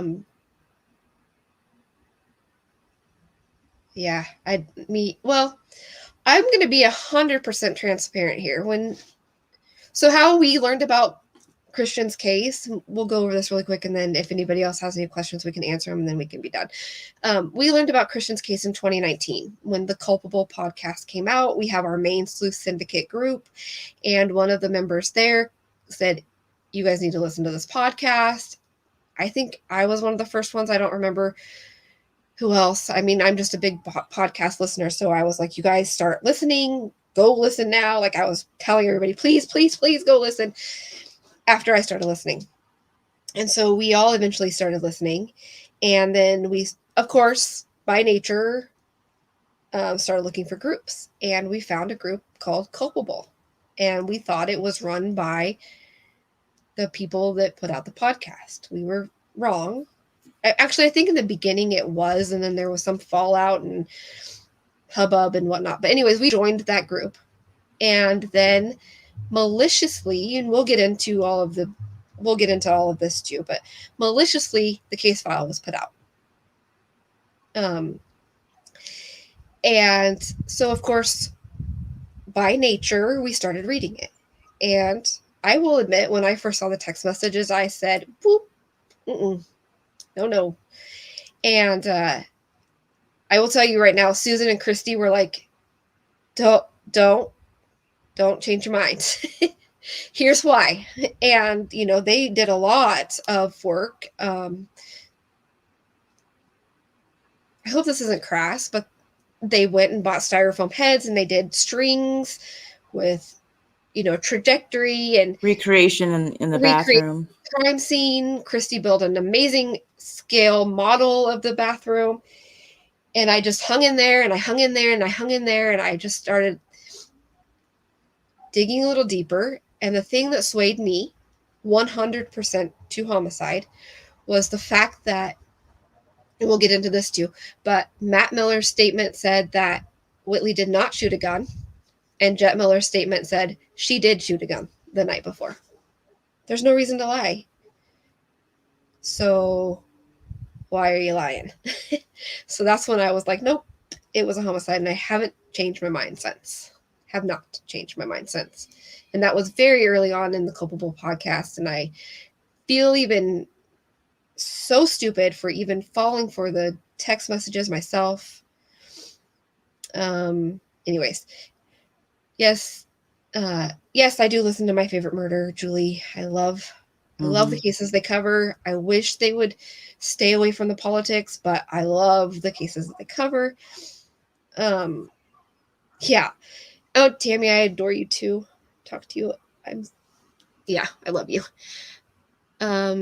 Kimberly, we're happy to have you. Yes, that's another thing. Good point, Vanilla Iced. The magical flipping gun, I'm just going to say it. So if you don't know about the case, the gun was found Christian's left side, lodged between the bathtub and his thigh that was up against the tub. Picture somebody leaning over a tub, their head in the tub. Your thigh is going to be up against the bathtub wall. The gun was wedged in between the bathtub wall and Christian's thigh, suspended in air, right? Like the only thing holding it was the Christian's body weight.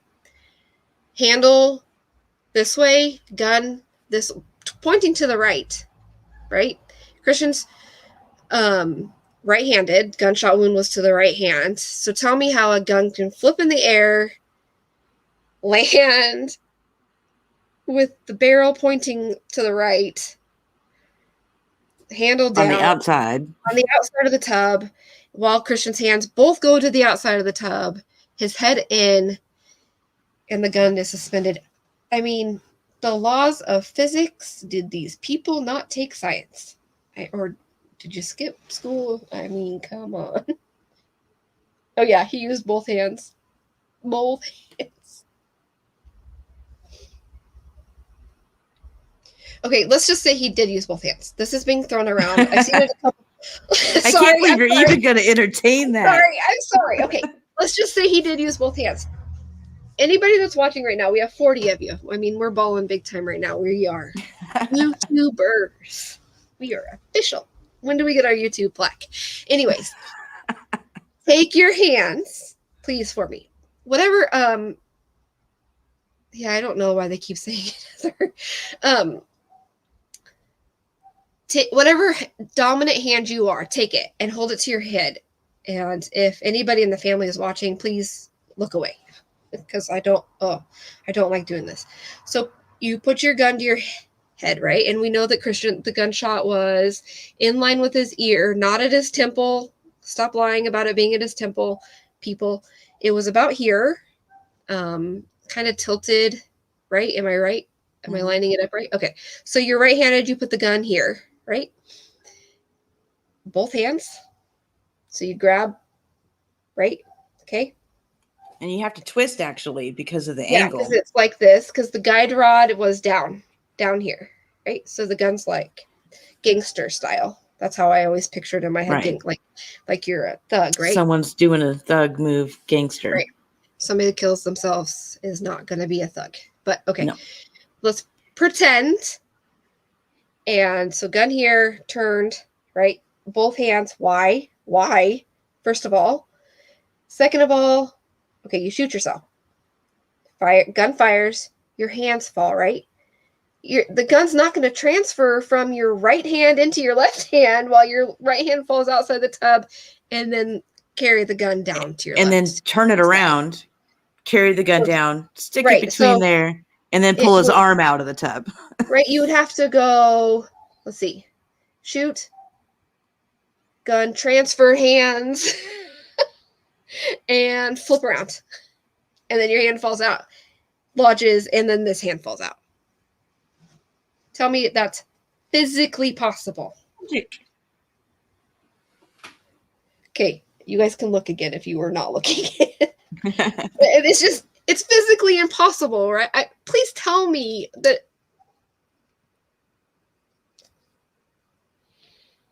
And the bullet went in at a downward angle and came out just above behind the left ear.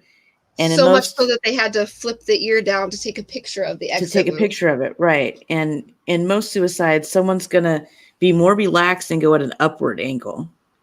Right. Not a downward, because that's kind of awkward. And again, especially for a guy with bulky arms, he's going to have a hard time doing that. And Christian he had some nice arms.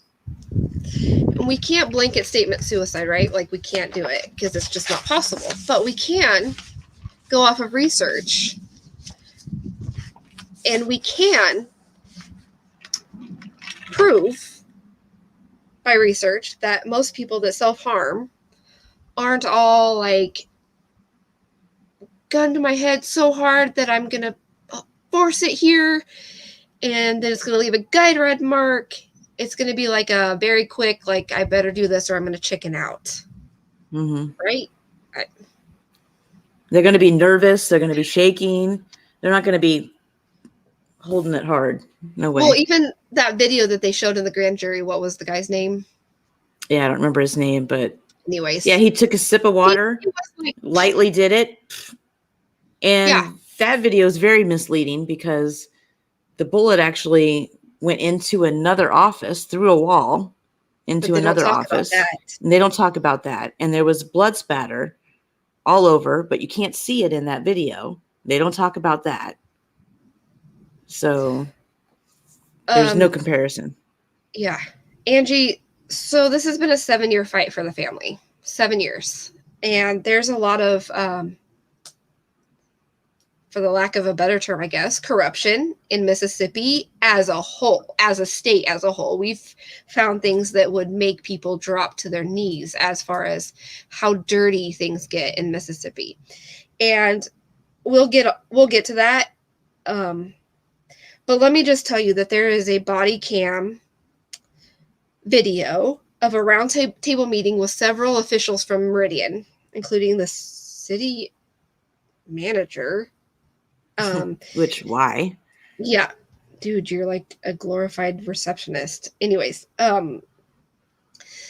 the Attorney General's office had representatives there. There was detectives there. There was the DA. In this body cam video, one of the people from the Attorney General's office says, and I quote, "Well, we know the case was messy and botched, or the investigation was messy and botched." Well, I guess I shouldn't quote because that's probably not exactly what she said. However, that's what she insinuated. And then she says, "But you can't unring a bell that's already been rung." That says it right there for me. Yep. So what they're saying by that is, we know things were screwed up. We know that things probably should have been looked into, but we can't go back now because we'll have egg on our face. Mm-hmm. Alrighty, we're at the 2-hour mark. Should we try for 9? Just kidding. Anybody have any other questions for us? Do we take shifts on taking naps?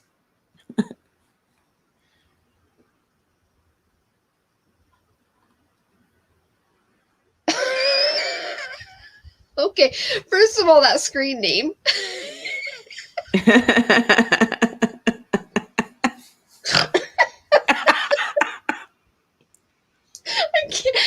Okay, we were keeping this professional, so I guess the good thing is the tail end. I found comments from Frankie on JM's page saying Christian came to kill Whitley as well. Does he not stand by this still? I don't know what Frankie stands by. Sorry, it's so old.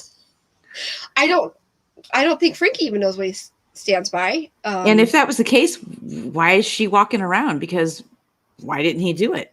he had every They would have opportunity, done. right? Yeah. Dylan left twice.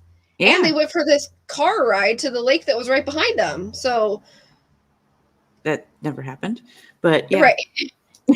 So if that's the case, you know, and this whole like he was luring Matt Miller out so that he could kill Matt and kill Whitley and then kill himself.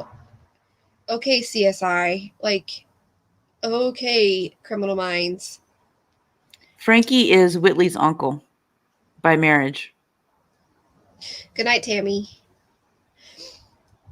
Yeah, we'll get into that theory. The whole he was trying to lure Matt Miller home. We will Over. get into Yeah. that. Or over, yeah. We'll definitely go there. That's a doozy. Yeah, there's so much to cover. I mean, so much. So much.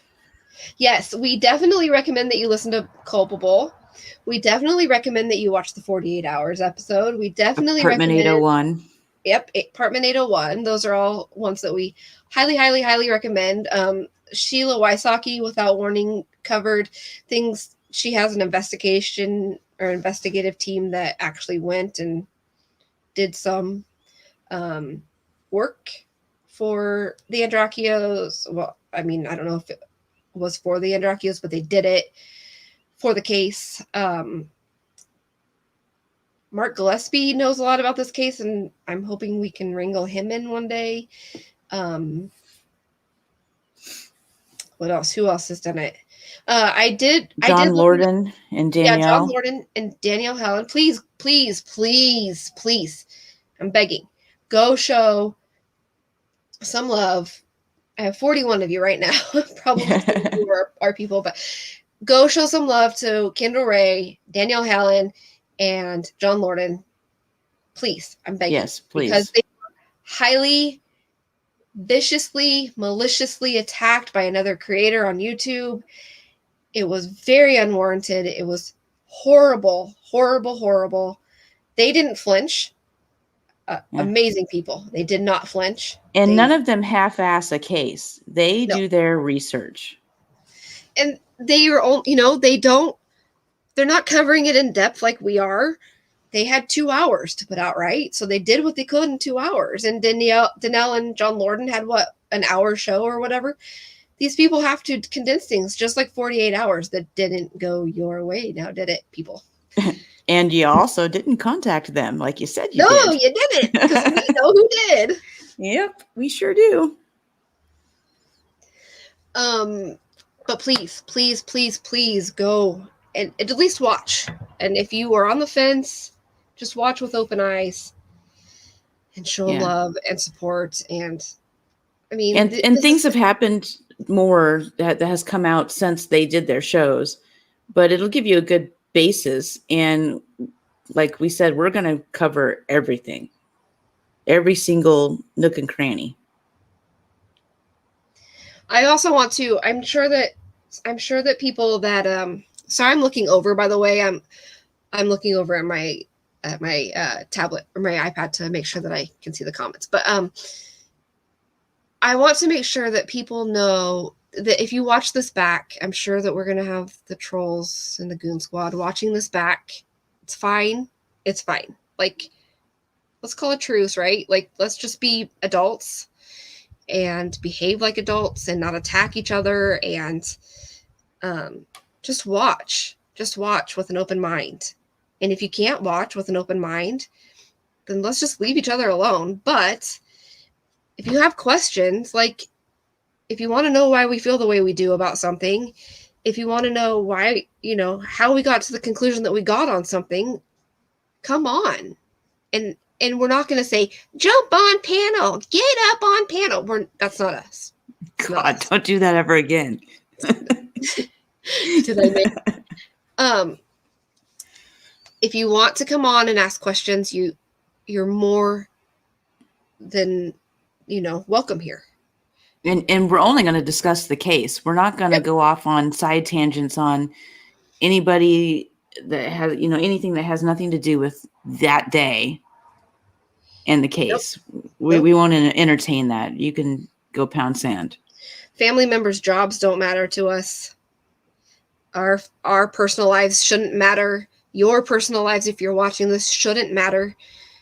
We don't care about that. We care about the case. So, yep. But with that said, like we said at the beginning of this, if you come on and you attack the family, you're gone.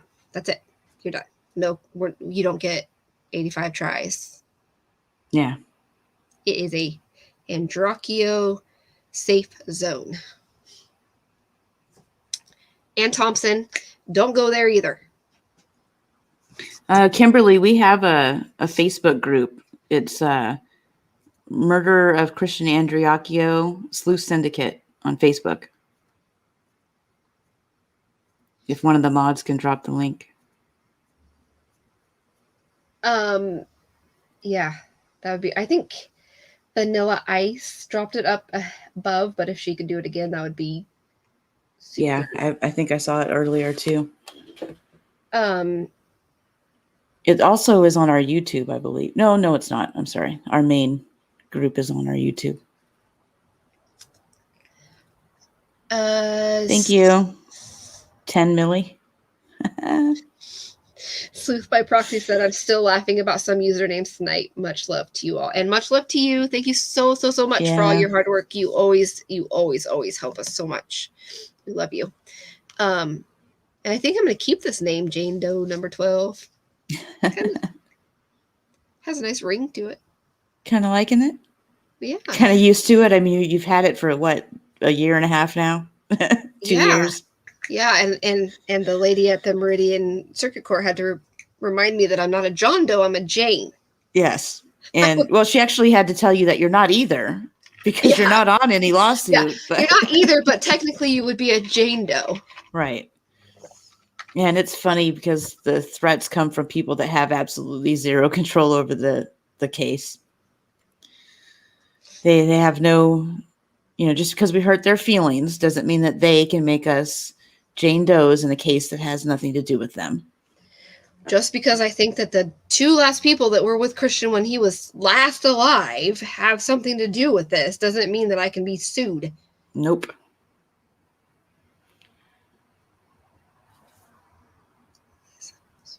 Yes, I did see that. Yes, we fully support that.